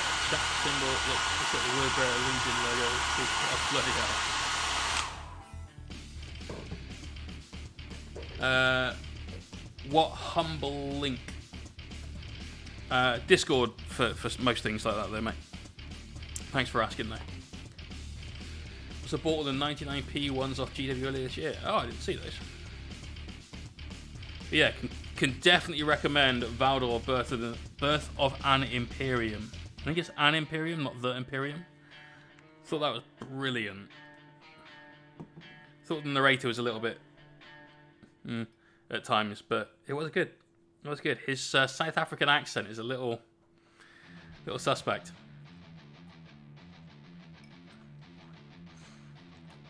Right. So look at the gold where we've got it now. It's got a kind of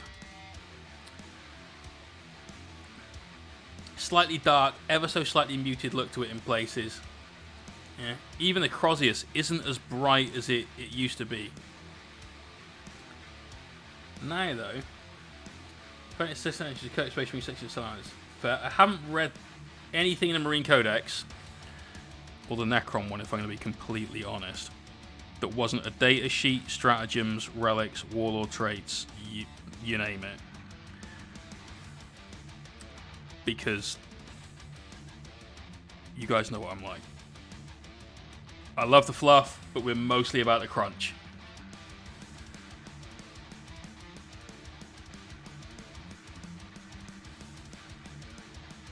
And I don't know why, but I keep getting Necron players messaging me with like, do you actually like Necrons? Do you really think they're going to be any good? I keep trying to write lists and they're all shit. Keep trying to write lists and going, wow, I really want these minis. But, oh, I really want 3 monoliths. I don't. I do, but I don't.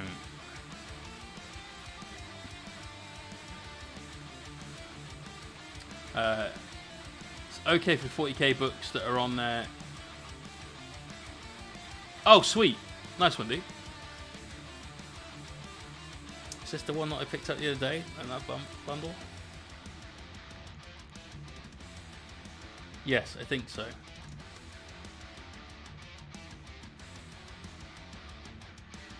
Yes. Yes, it is. And it's Valdor, Birth of the Imperium. There we go.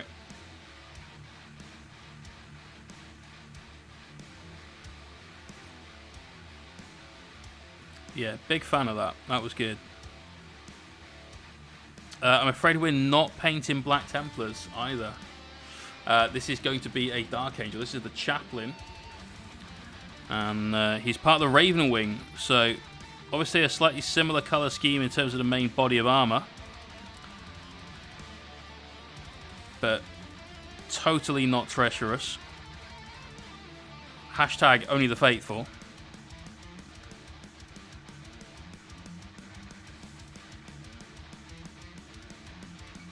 Get in here, hit this cross. Definitely not crucifix. And I want you guys to notice now just how different that gold is now that we've put this flesh wash over. It brings back a real shine and a luster to the gold that you lose with the purple. But by doing this second pass of wash, you're getting these really, really good shadows and tones to this. It also means we can come back with our original gold for our first highlight pass, which helps keep everything look uniform and together. It helps the gold look a lot more natural. This is my favorite way of doing gold, this good guy gold recipe. Super good. Interesting way to do black, mate. On Friday, stay tuned to things like the Instagram and Facebook and so on. I will be announcing the Mohawk Miniatures Patreon. And the very first video, the tutorial video on there, which will be launched on Friday, is a guide on how to do this black. I love the blue tones that you get in it. Right now, it still looks very bright. By the time you've got brighter silvers in here, highlights on this, everything else done, this will fade down a little bit. It's only the lack of contrast that we've got right now that's allowing this black to look so bright. Once all of that is in, this is going to look way darker than it currently is. Just imagine, by the time we've got a nice bright bone on this skull, for instance, that's the focal point of this leg. The black's going to fade into the background a lot more and feel darker than it is. It's still going to have that extra sort of bit of appeal from not being pure black, from having the elements that we've put into it on here.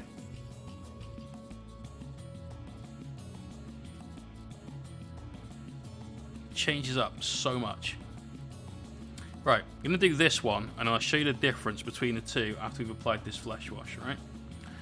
So once again, we're going to go on with it relatively thick and then just keep moving it around until we get everything in the places that we want. We're looking for something that's had a bit of weathering, it's had a little bit of abuse.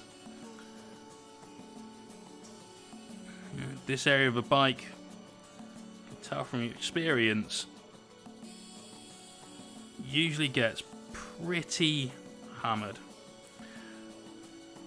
It's always hot, there's exhaust gases coming out of here that are full of chemicals and nasty shit.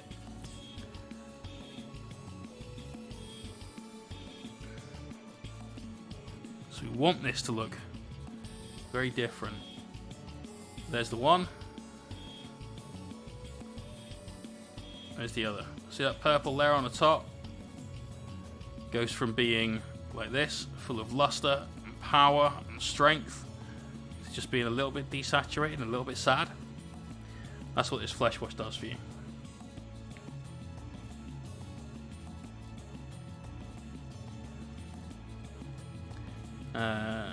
Looking forward to new Space Wolf supplement coming out. I'll be digging out the old Space Wolves from Mothballs. Fair. Doggos are cool. Wolfen got a nerf, which I think every competitive player that wasn't a Space Wolf was happy about, because whilst they weren't necessarily OP, they were starting to get a little bit ridiculous. Fight on death and advance and charge, and then the buffs that they give out to everybody else. Like, hang on, all this for how many points? That new unit, the Wolves of Morkai or whatever it's called, isn't bad. Isn't bad. Pearl Jam, how you doing, man? Gold recipe for good guy gold, super easy. Start off with scale color Dwarven Gold. Paint this all over it. Then paint this all over it. Oh, they're out of focus. That's a shit. There you go. Those three. Then, purple tone lost to the floor again. Then, Dwarven Gold used as a highlight on top of itself, because you've changed its hue so much with the colours that you've put down with those washes that you can use that. And then finally, a mix of Dwarven Gold and Vallejo Silver, about 50-50.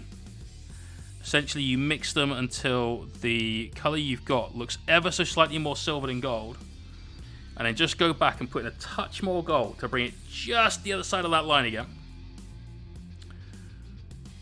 And you've got a perfect highlight. Now, I have a mixture of that in a bottle that I've been using now for months. It's a big tip for anyone that uses the same mix of something. Maybe it's a commission and you want to keep everything the same for your client, and it's your highlights or your base coat that you're very proud of. Maybe it's something like this, where it's an edge case scenario for me, where if I'm going to be painting this gold, I'm going to need that for my edge highlights. I don't need much of it. Mix yourself up a little pot. I've got some in a dropper bowl, just in case you need to airbrush it. You've always got it to hand then.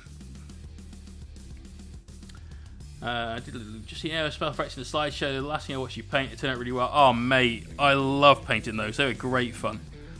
Gooey J! Getting his sub on. How you doing, buddy? Thank you very much for that Prime subscription.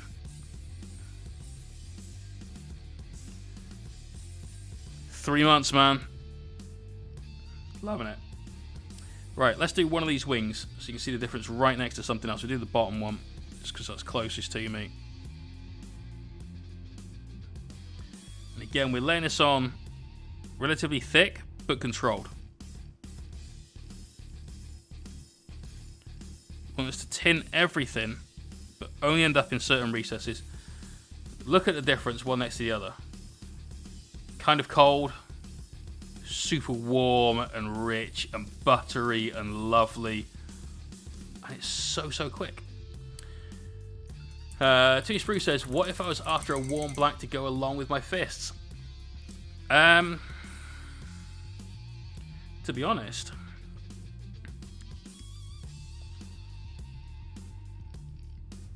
that's a bit of a tough one. How bright is your yellow is the first question I will ask. Like, are we talking like a mid-tone yellow? Are we talking fists like I do them, where they're kind of heading up towards that brightish bone on the final highlights? What do you reckon?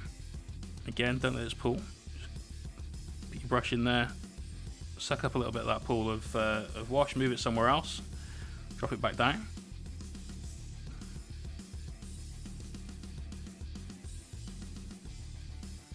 I feel the need for speed with this one. Dude, love it.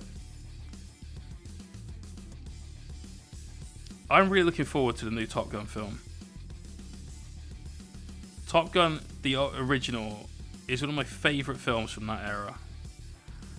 I just hope it's good.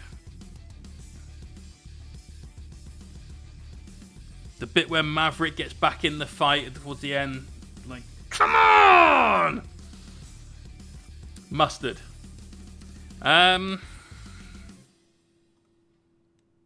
Tricky.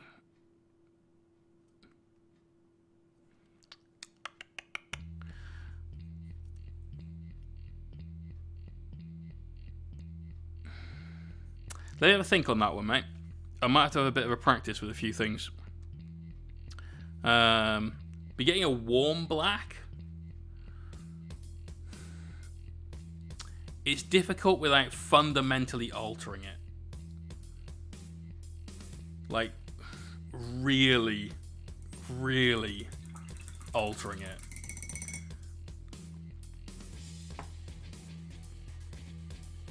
Probably one of the easiest ways to do it. I'm not saying the best, but one of the easiest ways to do it would be to use washes around the edge of it that help make it look warm. So where the black meets your armor. So say you're doing shoulder pad trim. Where is the black to go? On the bolter or what?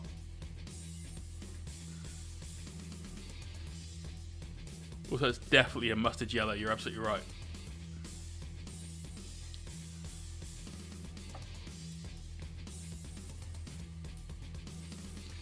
I've obviously got the wrong Imperial Fist Company. I thought black shoulder pad trim was where you were going.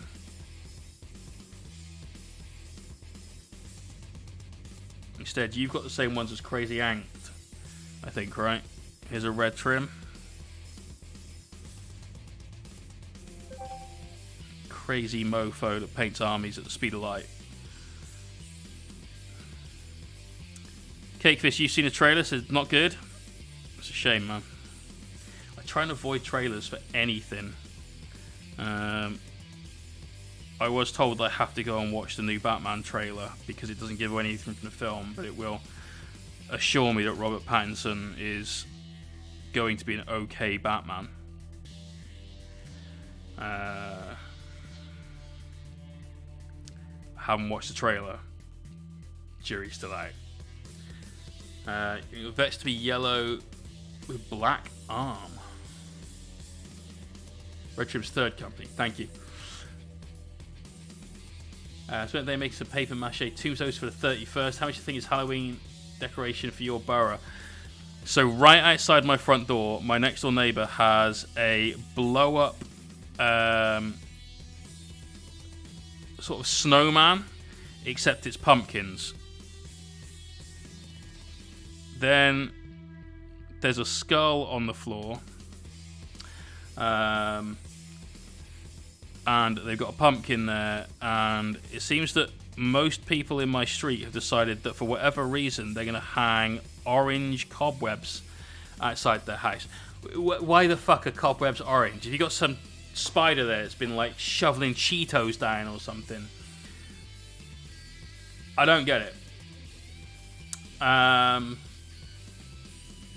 Totally don't understand orange cobwebs, but alright, whatevs. However, for myself, I don't really do decoration. Got no kids. I don't do Christmas decorations by any stretch of the imagination. The other house already said, "Oh, when are we gonna do Christmas decorations?" Like, firstly, it's not December. Don't even talk to me about Christmas. Secondly, never in a million years. I just don't. Christmas is not really my thing. No way. Malades, I need a photo of that in the whip. That's impressive. That's something else. That will allow to go in. I bet that's terrifying at night. Right. Let's go back to this guy. Just going to grab the hairdryer again, dry this down, and then we start working on these gold highlights.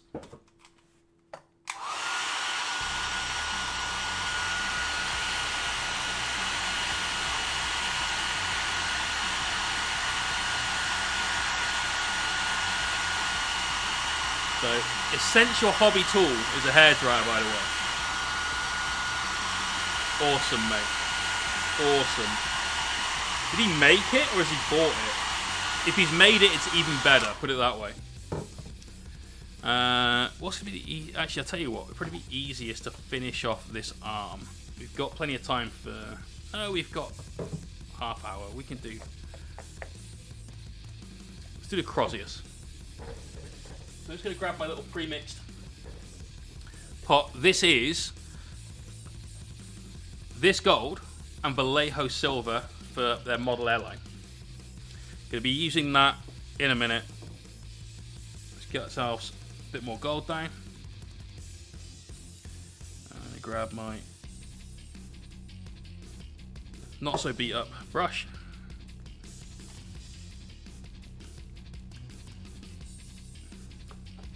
He says.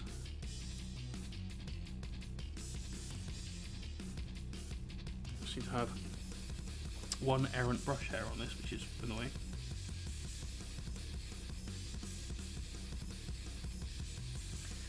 Right, Crozius, like I said.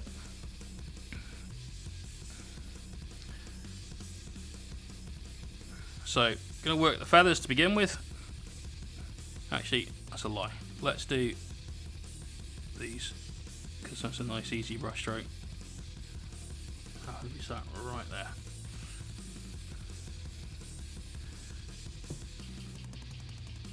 So on each of the feathers, we're just going to hit the outside edge. We're leaving as much of that colour that we've just put down with the washes on there as possible. It's just about bringing that gold back up to a real gold now, but retaining all those colours, that burnished look. So just hit the edge on stuff like this. For the rest of the armour, obviously, use your best judgment.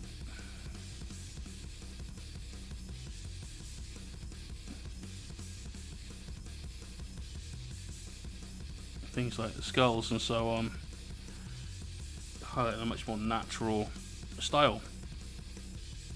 But for this is what we're after. Just one side down. There you go. You look at how much light this paint reflects. This is why I love these metallics so much. They're so realistic. Not quite as shiny as the Vallejo metal color line.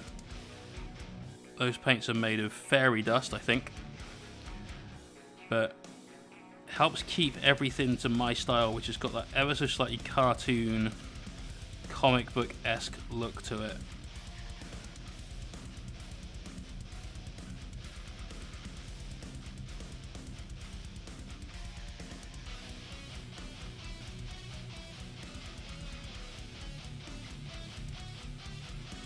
You have no blue tack. Too many sprues. You are demodded. You are demodded right now. Can't be a mod and not have blue tack.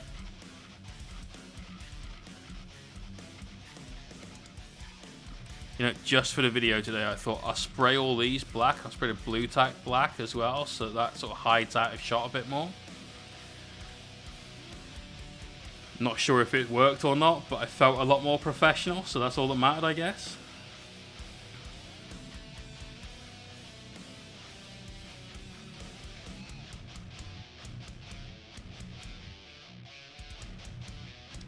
So who has got plans for Halloween? I'm going to be playing Arkham Horror, which is a card game with the other half. My housemate's going to a friend's house for possibly the night, but certainly the evening.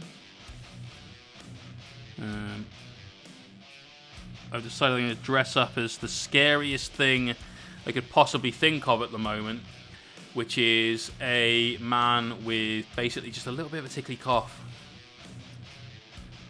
Woe betide anyone that knocks on my door. I feel a sneeze coming.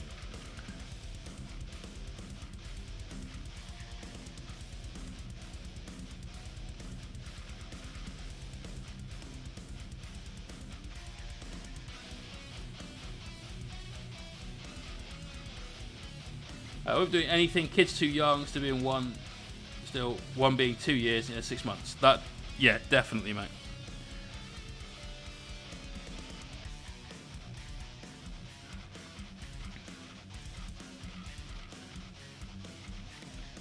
We're hoping for no trick-or-treaters. Last year, Last year, Ben went overboard with like, right, so I'm going to buy snacks for people for trick or treat, you know, and make sure that people that come here don't go away feeling like they've been given a cheap option. You know, make sure, absolutely make sure that they're like, yeah, man, that was awesome. We should go there next year as well. And this massive, great big bucket of half-sized, like Mars and Snickers bars. You know, he definitely outdid himself.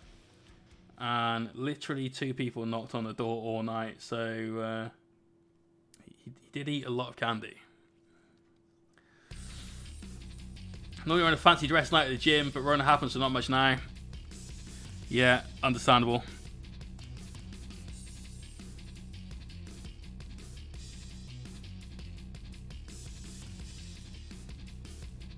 How many guys go as Superman?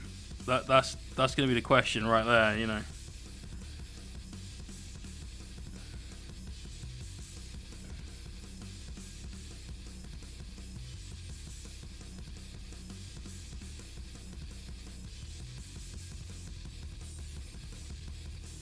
Again, just hit those bottom areas, leave those recesses full of that double wash technique.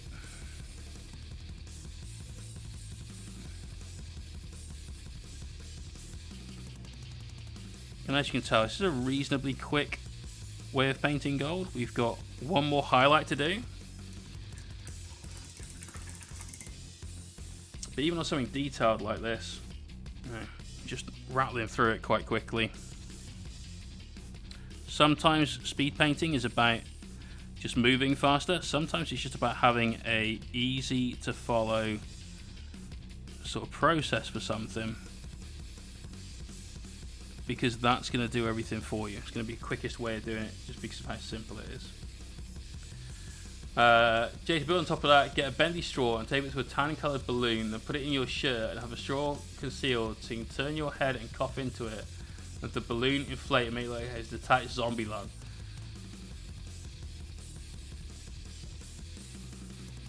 Grim. Absolute grim. Super Nice found we banned the Hulk, so much cleaning involved. Yeah, I'll bet.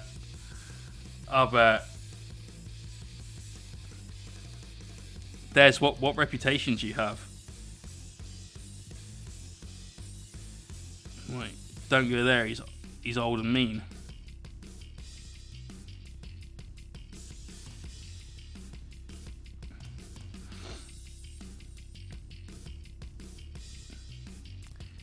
Never had any since my brother unknowingly gave out sugar-free gum. Oh no! No! My dad, she's like, I just give out laxatives, you know. Oh shit! Shit, sugar-free gummies. Yeah, I've heard that. I've never eaten any. But I had some mates at uni that once played a drinking game, which was they all got shit-faced and then ate 3 or 4 packets of them each, and the last one that went to the loo won, and it did only end up in one of them shitting themselves. So I suppose you could call that a success. I just can't believe that they're still sold. Everyone knows what they do to you. How is that still a thing?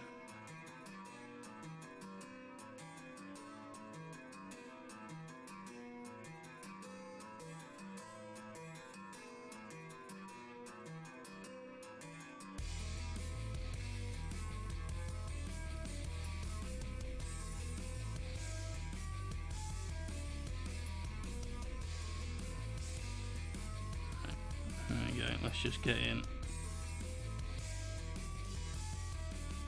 this little doodad at the bottom, make sure that's got a highlight on it, and then we can do the final highlight on this, and that will be the Croziers done. Gave out chocolate covered Brussels sprouts like, oh no! Oh, you horrible, horrible bastard. I mean, I actually like Brussels sprouts because the way to do it is you blanch them in sugar water and then After they've cooled, you pan fry them in butter and bacon.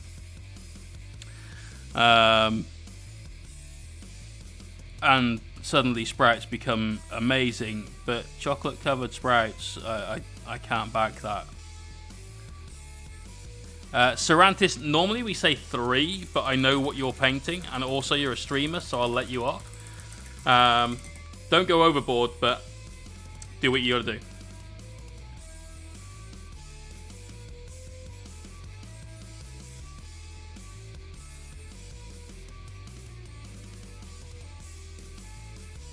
Also, I really want to see it, so, you know, there's that too. Right, just going to do a couple of quick highlights here, and then we'll grab that mix out. Converting the start, not painting yet, sadness, dear oh dear. I was like, oh, mate.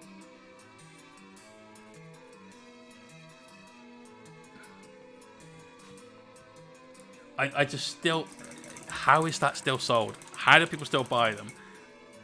Other than the obvious one, which is to completely fuck over your mate. That's the obvious one, right? But... Come on, really? It's just not ideal, is it?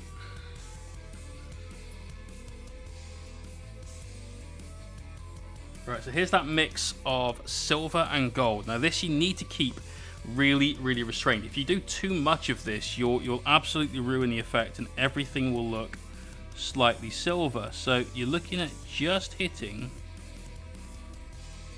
like this little corner is a good one for the feathers. And that's going to retain as much of the gold color as we can, but still give these an undeniable shine and highlight. Keep it really thin in terms of like width. And if you do too much, just go back in with some of the gold that you've just used and take away some of that silver. So don't ever be worried if you go too far or too aggressively with a highlight, or you just slip and somehow spooge it all over your mini. Just paint over it. It's the end of the world. Easily fixable.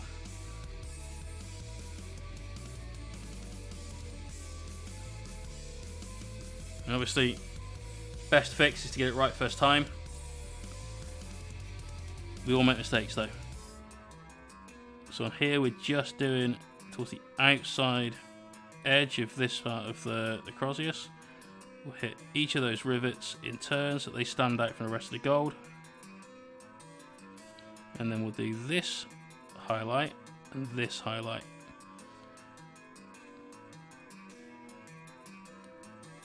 So there you go, you can see, if I knock the exposure down a little bit, just stop this blowing out too much on the white. Wrong way. One more. And you can see very easily the difference that adding that silver and gold highlight to this has made. Super straightforward, right? Very easy recipe for gold, very good effects. And the craziest thing about this is that you can even matte varnish it and it still looks like it's got the right shine on it because of the highlights that we've used and the way we've applied them. All the custodes that you see in the gallery below, they've all had a matte varnish. They've all had dull coat go on over the top of their highlights, yet they still look shiny and gold and beautiful and all the other words, which obviously is kind of what you want from a Custodes army.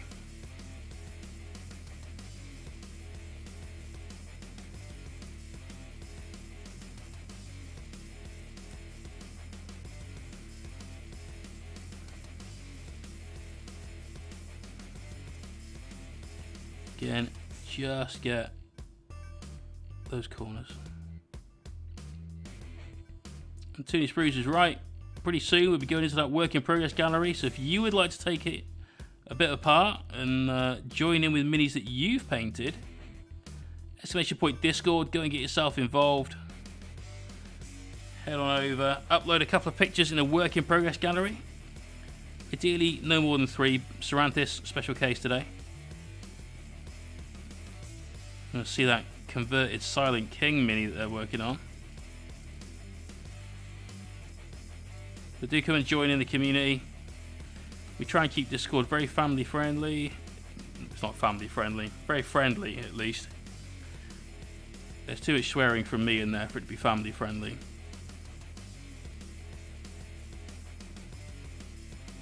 But it's a nice chill environment. We also try not to spam it with things as well, because I hate that. There's so many Discords with like at everyone happening all the time. Try and leave those for the rare occasions where it's needed, such as notification of no stream rather than notification of stream.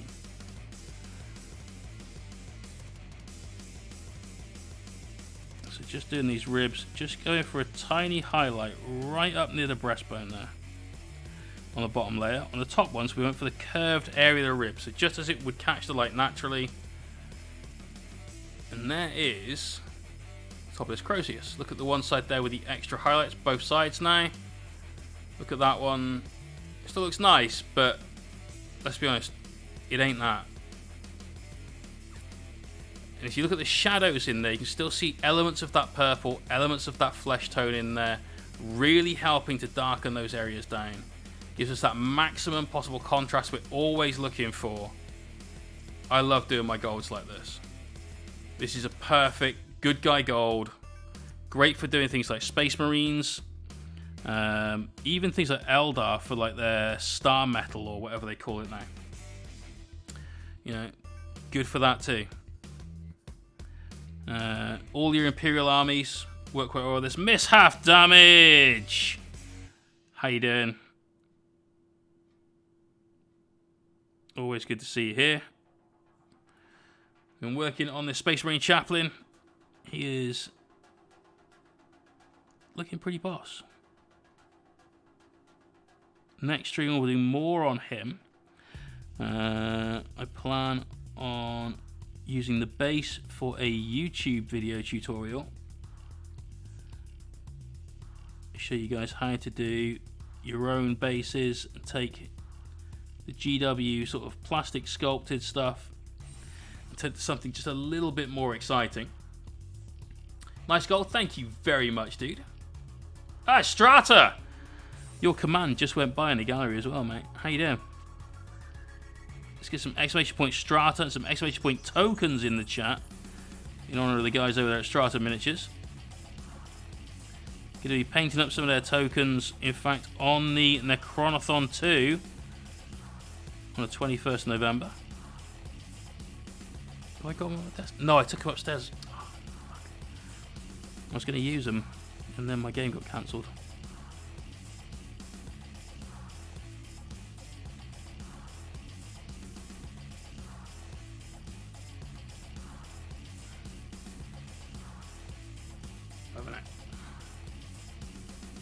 Yeah, quality 3D sculpting over there, and some really awesome looking bespoke designs as well, all done in a house from what I can gather. But you can save some money on their token sets and help the stream out a little bit as well. We do have an affiliate link. All those affiliate links, as always, go into extra giveaways for the stream.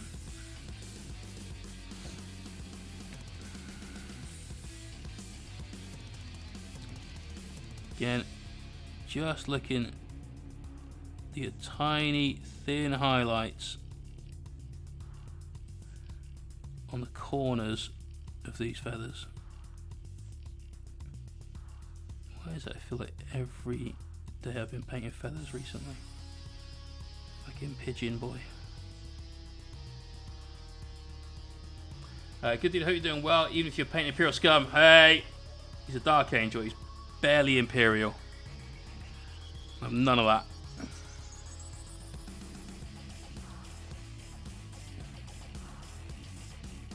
Even though I hate seeing him on the tabletop against me, do still have a bit of a soft spot for Space Marines.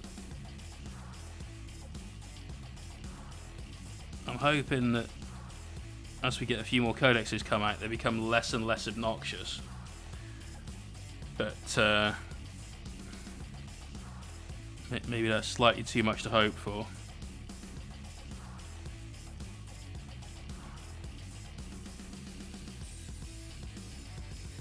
There you go, that's the top of that Crozius now. Get a little bit more of a highlight on this side, I think.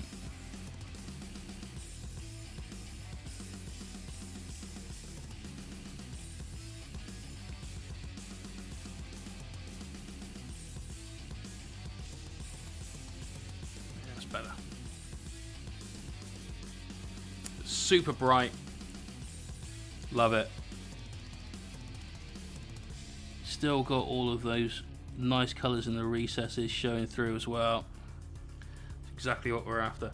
Right, we are at 23:11, so we've only got a few more minutes.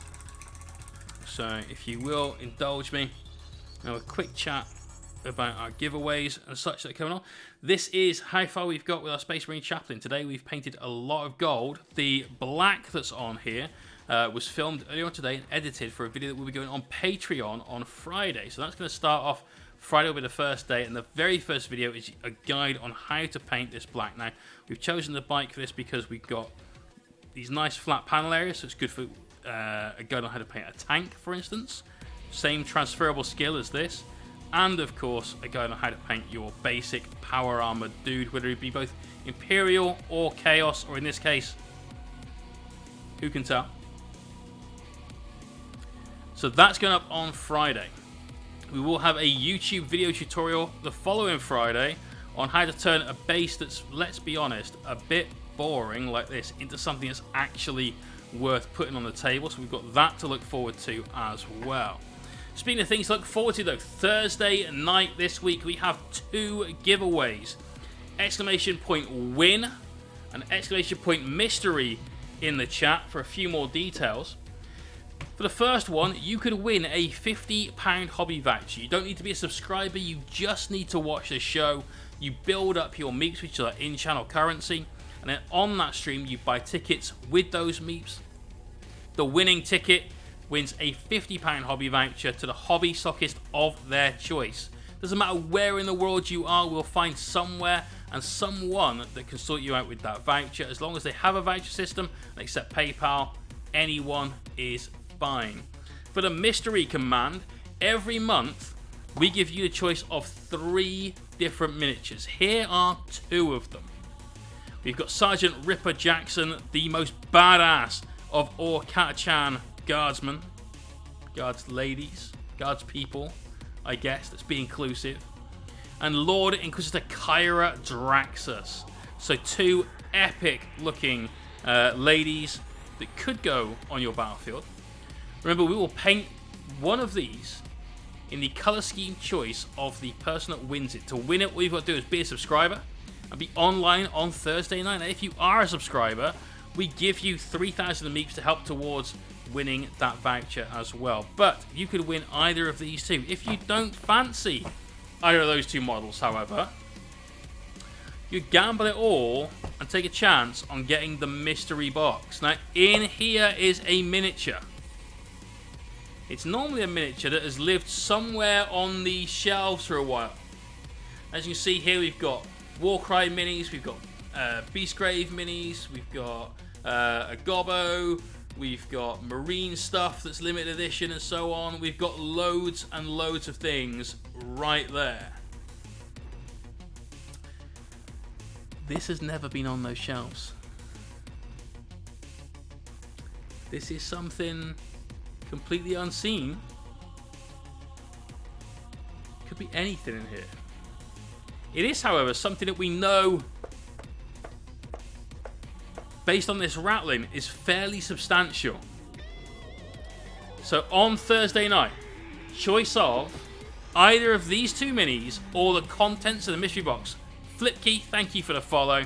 Going to 1 lucky subscriber, painted in a colour scheme of their choice. For now though, let's go over to the work in progress gallery. Exclamation point Discord. Come and join in. Is Chimo first? No. God, we've missed a few. How did that happen? That's all yesterday. Today. So here we go. Commissar Alfarius. It's Commissar Bob. Bringing it back one more time with his chaplain. Jay, you spoil the community, man. No, I don't. No, not at all. Absolutely not at all. Blade Mark, how you doing? And also, I missed Bakaneko-san. I've probably said that very, very wrong. But welcome and thank you. Hello, how you doing? Philip Key.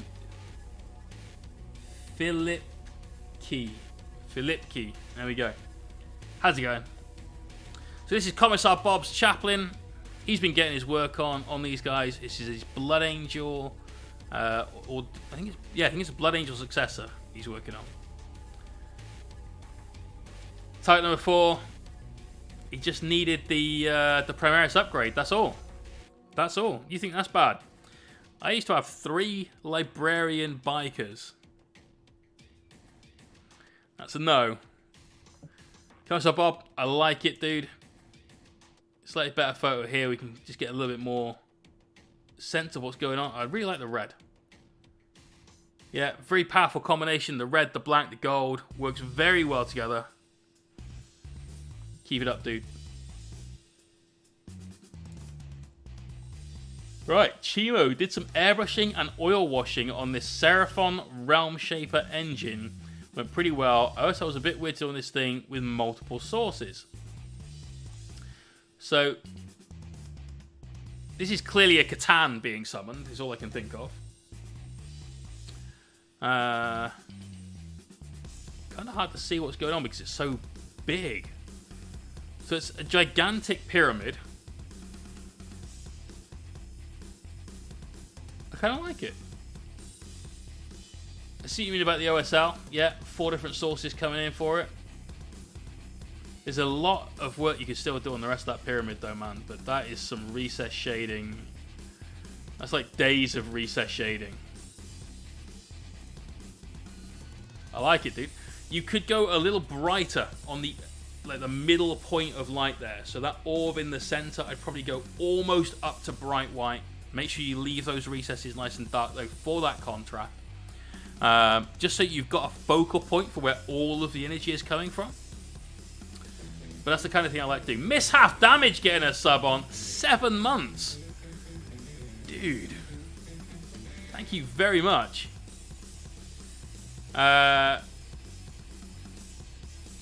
Do /raid space and then the name of the streamer. But you need to be in your channel to raid somebody else's. If that makes sense. Loving it though, dude. Keep it up, Chimo. Melchete. Not a great pick, but still laying the base coats down.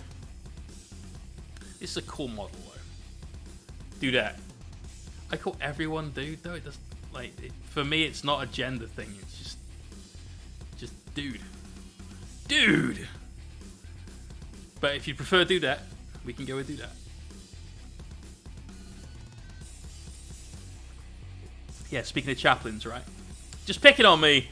Oh, I'm fragile and everything. I'm totally not. Always good to have you here, Miss Half Damage.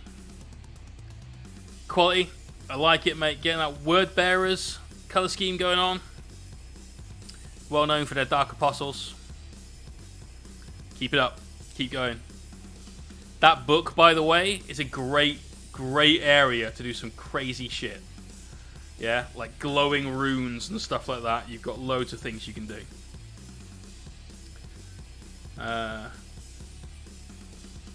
Okay. As long as you've raided from your stream to this one, it should work, but I don't know why it's not. Sons of Rolo, OSL and Sword next is going to be blue. Apart from this, how should I improve this? I'm thinking after it's based to use some weathering powders on the bottom half of the legs to look. I'm not sure what that symbol is meant to be, but that's annoyingly block type stuff. Look like lichen, I guess. What could you do to improve it? I would ramp up the color dramatically on those leaves. You've got a very rich brown as part of the body, and those leaves are a little bit lost. So really, really build those up. Get the yellow right up to a bright yellow. Get the orange right up to a bright orange. Get the red right up to a bright red. That way they'll stand out a lot more from the brown. You've got those all over the place as well. They'll really start coming to life. By the time you then add in your blues on top of that, the contrast you'll get between the blue and those orange, yellows, and reds will be electric. So that's what I would do. Absolutely go for it, full power. You know that's my style. You know, we don't do anything subtly. It's all got to be absolute max volume. That's what my suggestion is. Look at this shot. So you can see the leaves a little bit better in that one, but it's still, your eyes are drawn to the main bulk of the guy, the brown that you've got going on there. Definitely get those leaves up. I don't think you need 5, mate. We've had less than 5 coming in a raid here. Crownblade! How you doing, man?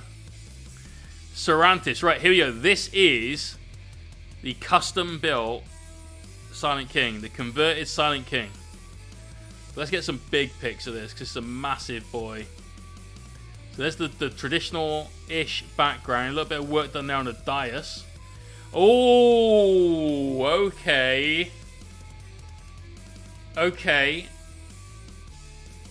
So this then is a Triarch Walker thing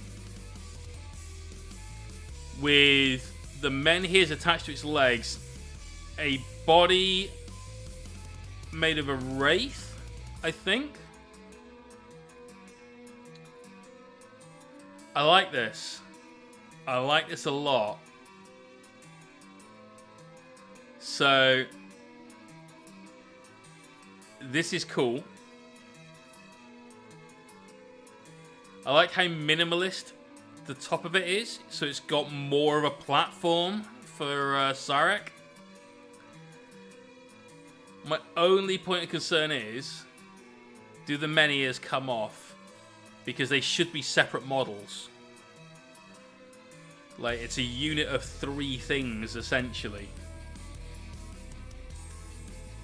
I fucking love the idea, though.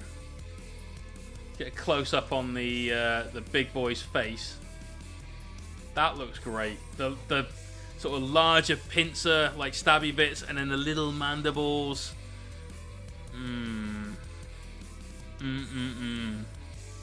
That's class. Looks like you had to build quite a lot of that as well.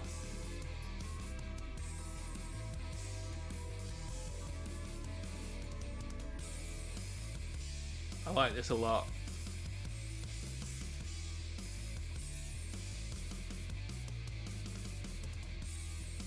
Side view.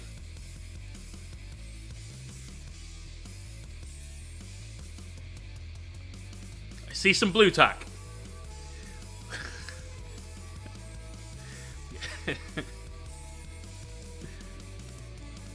The many problems took you a while to get around. Okay. Okay.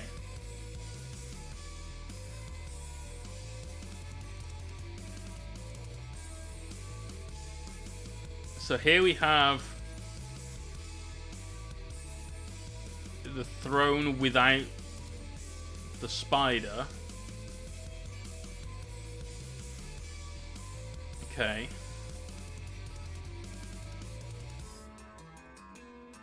Cute. Creepy tall things at a Triarch menu. Yes.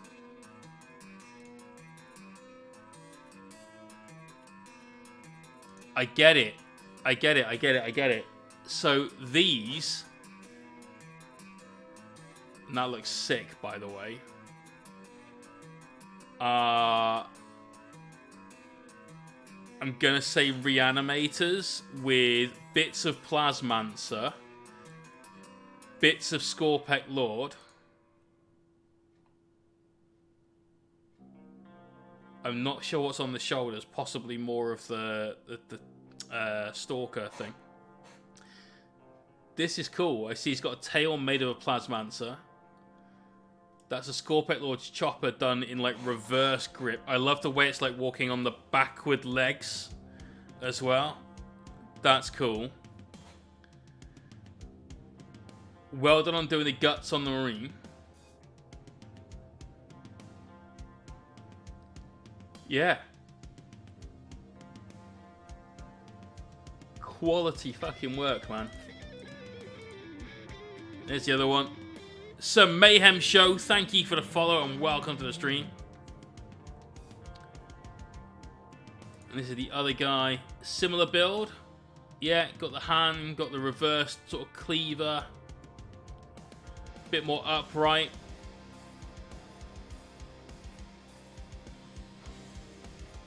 Yeah, this is good, man. Very inventive. Cervantes, fucking love it. Everyone give Cervantes some follows. Absolute superstar. Sirius Brew says, I think I'm finally getting the hang of this priming malarkey. It's taking me a while to prime this guy. Have you stripped it again?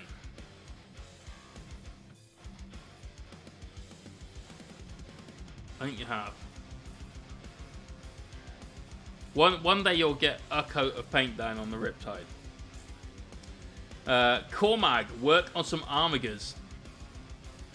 Okay, that's cute.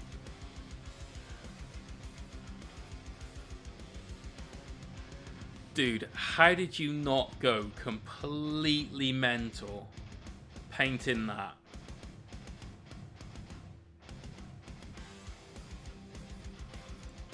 I've never seen anything like that, ever. Very different, very individual. I'd have gone completely batty painting that. Must have been metal to start with. That's a possibility. Finished Crusader. Here's even more. My God.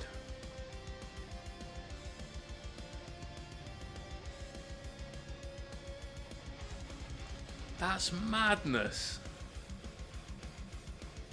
Does take some patience. Yeah, it looks like it, man. I love it, but God, I'd have... However, that thermal cannon, I like that a lot. Been watching your streams and painting camo. Nice. Nice. I love what you've done with that thermal cannon. That little bit of heat is great. The heat score you've got on the Avenger as well. Big fan. And you've got the right missile pod on as well. All the correct life choices. Yeah, top work.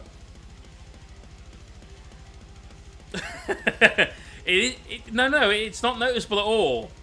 Not at all. The fact that it's like a 25-meter tall walking death machine, immaterial.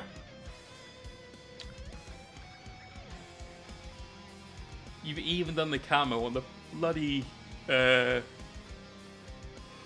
like banister thing at the front of the head.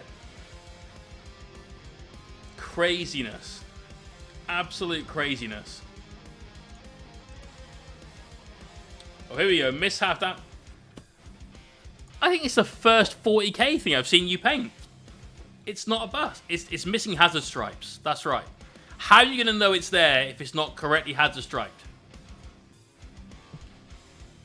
Mishap damage. I love that green. That is an epic, epic green. I love greens when they're worked up to possibly just like eye cancer yellow. Did Christmas Orc? Did you? I don't remember it all. But this is great. Let's get right in on that green. Yeah, I like this.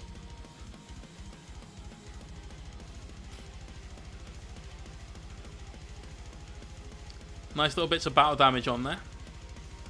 Nothing crazy, nothing like mad, but just a little bit. He has lost a hand. Yeah, he's kind of left it there by accident.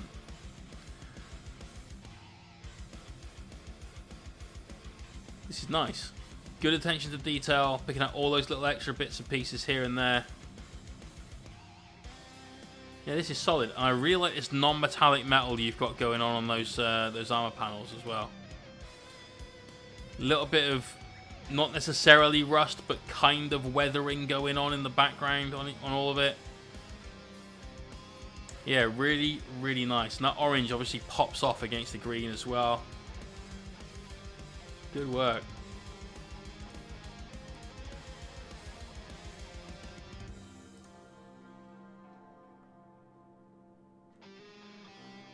No, I like this a lot.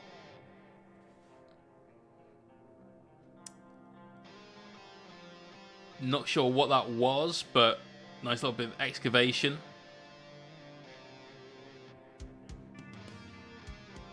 Now this is pretty good. Actually, really, really good. If they blend into their vehicles, they will be unnoticeable. Great. No, big fan. Very, very big fan. Epic work. I'd love to see that with a rider on it as well. Keep it up. And the last one, Stanky Baby. Bit more progress on Azrael. Got to get the eyes right, he says. Okay, let's have a look at those eyes. Yes, yes you do. Because right now, he's like, I am Azrael! Eyes are tricky. Really, really tricky. Obviously, you've got a miniature that is very small to try and get those in there. And one of the best ways to do it is to paint a dark circle, like black or brown, and then paint 2 white dots. So if you look at my eye, yeah, you do like a white dot here and a white dot there, and that's how you do the eye. So rather than trying to do a black dot in the middle of a white field that's on it,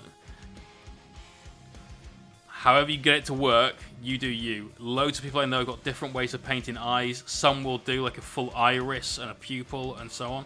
And those people I call arseholes because I can't paint like that. But it's tough. Keep it up though, mate. Your Dark Angels are looking great. There's a lot more contrast on there, I can see from last time. You know, you've got into some of those recesses, really drilled into those. Yeah, solid improvement. He has lost his banner in a kind of noticeable way, unfortunately. So, have to look for that. It's sort of secrets, needs some work as well. But overall, mate, so far, I'm loving it. Keep it up. Keep it up. And that is us done. So, this was the Chaplain. Done a load of work on gold tonight. Nearly dropped him. As you can see, left that arm off just to make yourselves a little bit easier getting access to some of these.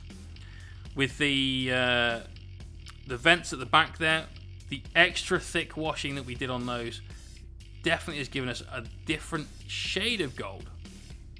Until we get our highlights in there, it will look similar to this, but nowhere near as bright, nowhere near as clean. So, loving this. Remember, the recipe for that will be up on Patreon before the weekend, so do stay tuned for that. Let's go find someone to raid. So if anyone's got any suggestions for who to raid, shout them out now. Let's go check out, see who's on Twitch. But we're second hand without a banner about 10 years ago. Ah, okay. Unlucky, mate. Rush for Hire. Peace out, man. Looking forward to seeing your stream on Sunday as well. Sorry, Saturday. Who we got? Who we got?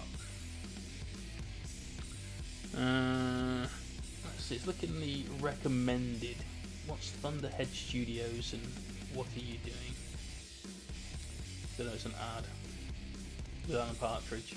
Where's Mankedge? Another ad. What is it with these ads? And what is this zombie thing? Oh, Walking Dead. New series. There. Really not sure what that is, but some sort of sculpting. Jimmy the Brush is on. We can go raid Jimmy. Ryboog. Steiner. Is Steiner on? Yes, he is on. Yeah. We raided Steiner the night though.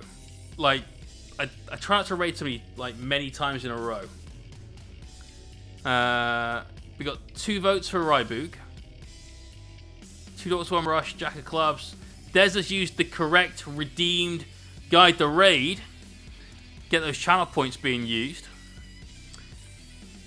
What's he up to today? He's got that Orc War Boss going on. I do like that blue. Could be 2 Dogs, 1 Brush. Anyone else want to redeem? Oh, we got 1 for Ryboog. We're gonna dice it off. Okay, this is one of the new Death Ray Designs dice that I got. Awesome dice. Oh, that's 2 for Ryboog. It's going to Ryboog. Unless we get a different guide to raid, we're going to Ryboog. Who's painting a big ass giant. Is this one of the new ones? I think it is. Yeah. Okay. Let's go and raid Ryboog. So thank you to everyone for tuning in tonight. Much love to you all. Huge thanks to the Art of War for their gargantuan raid just as we got started. I think we've done a lot of work tonight. It's been fun. We'll see you guys on Thursday night where we go live at 9 o'clock with more work on the Chaplain. I will get all the gold done by then. So we're going to do things like the skull helmet, some of the silver work, that kind of thing. Maybe the book and so on. So hopefully, we'll see you then. Thank you very much, everyone. Peace out. Have a good week.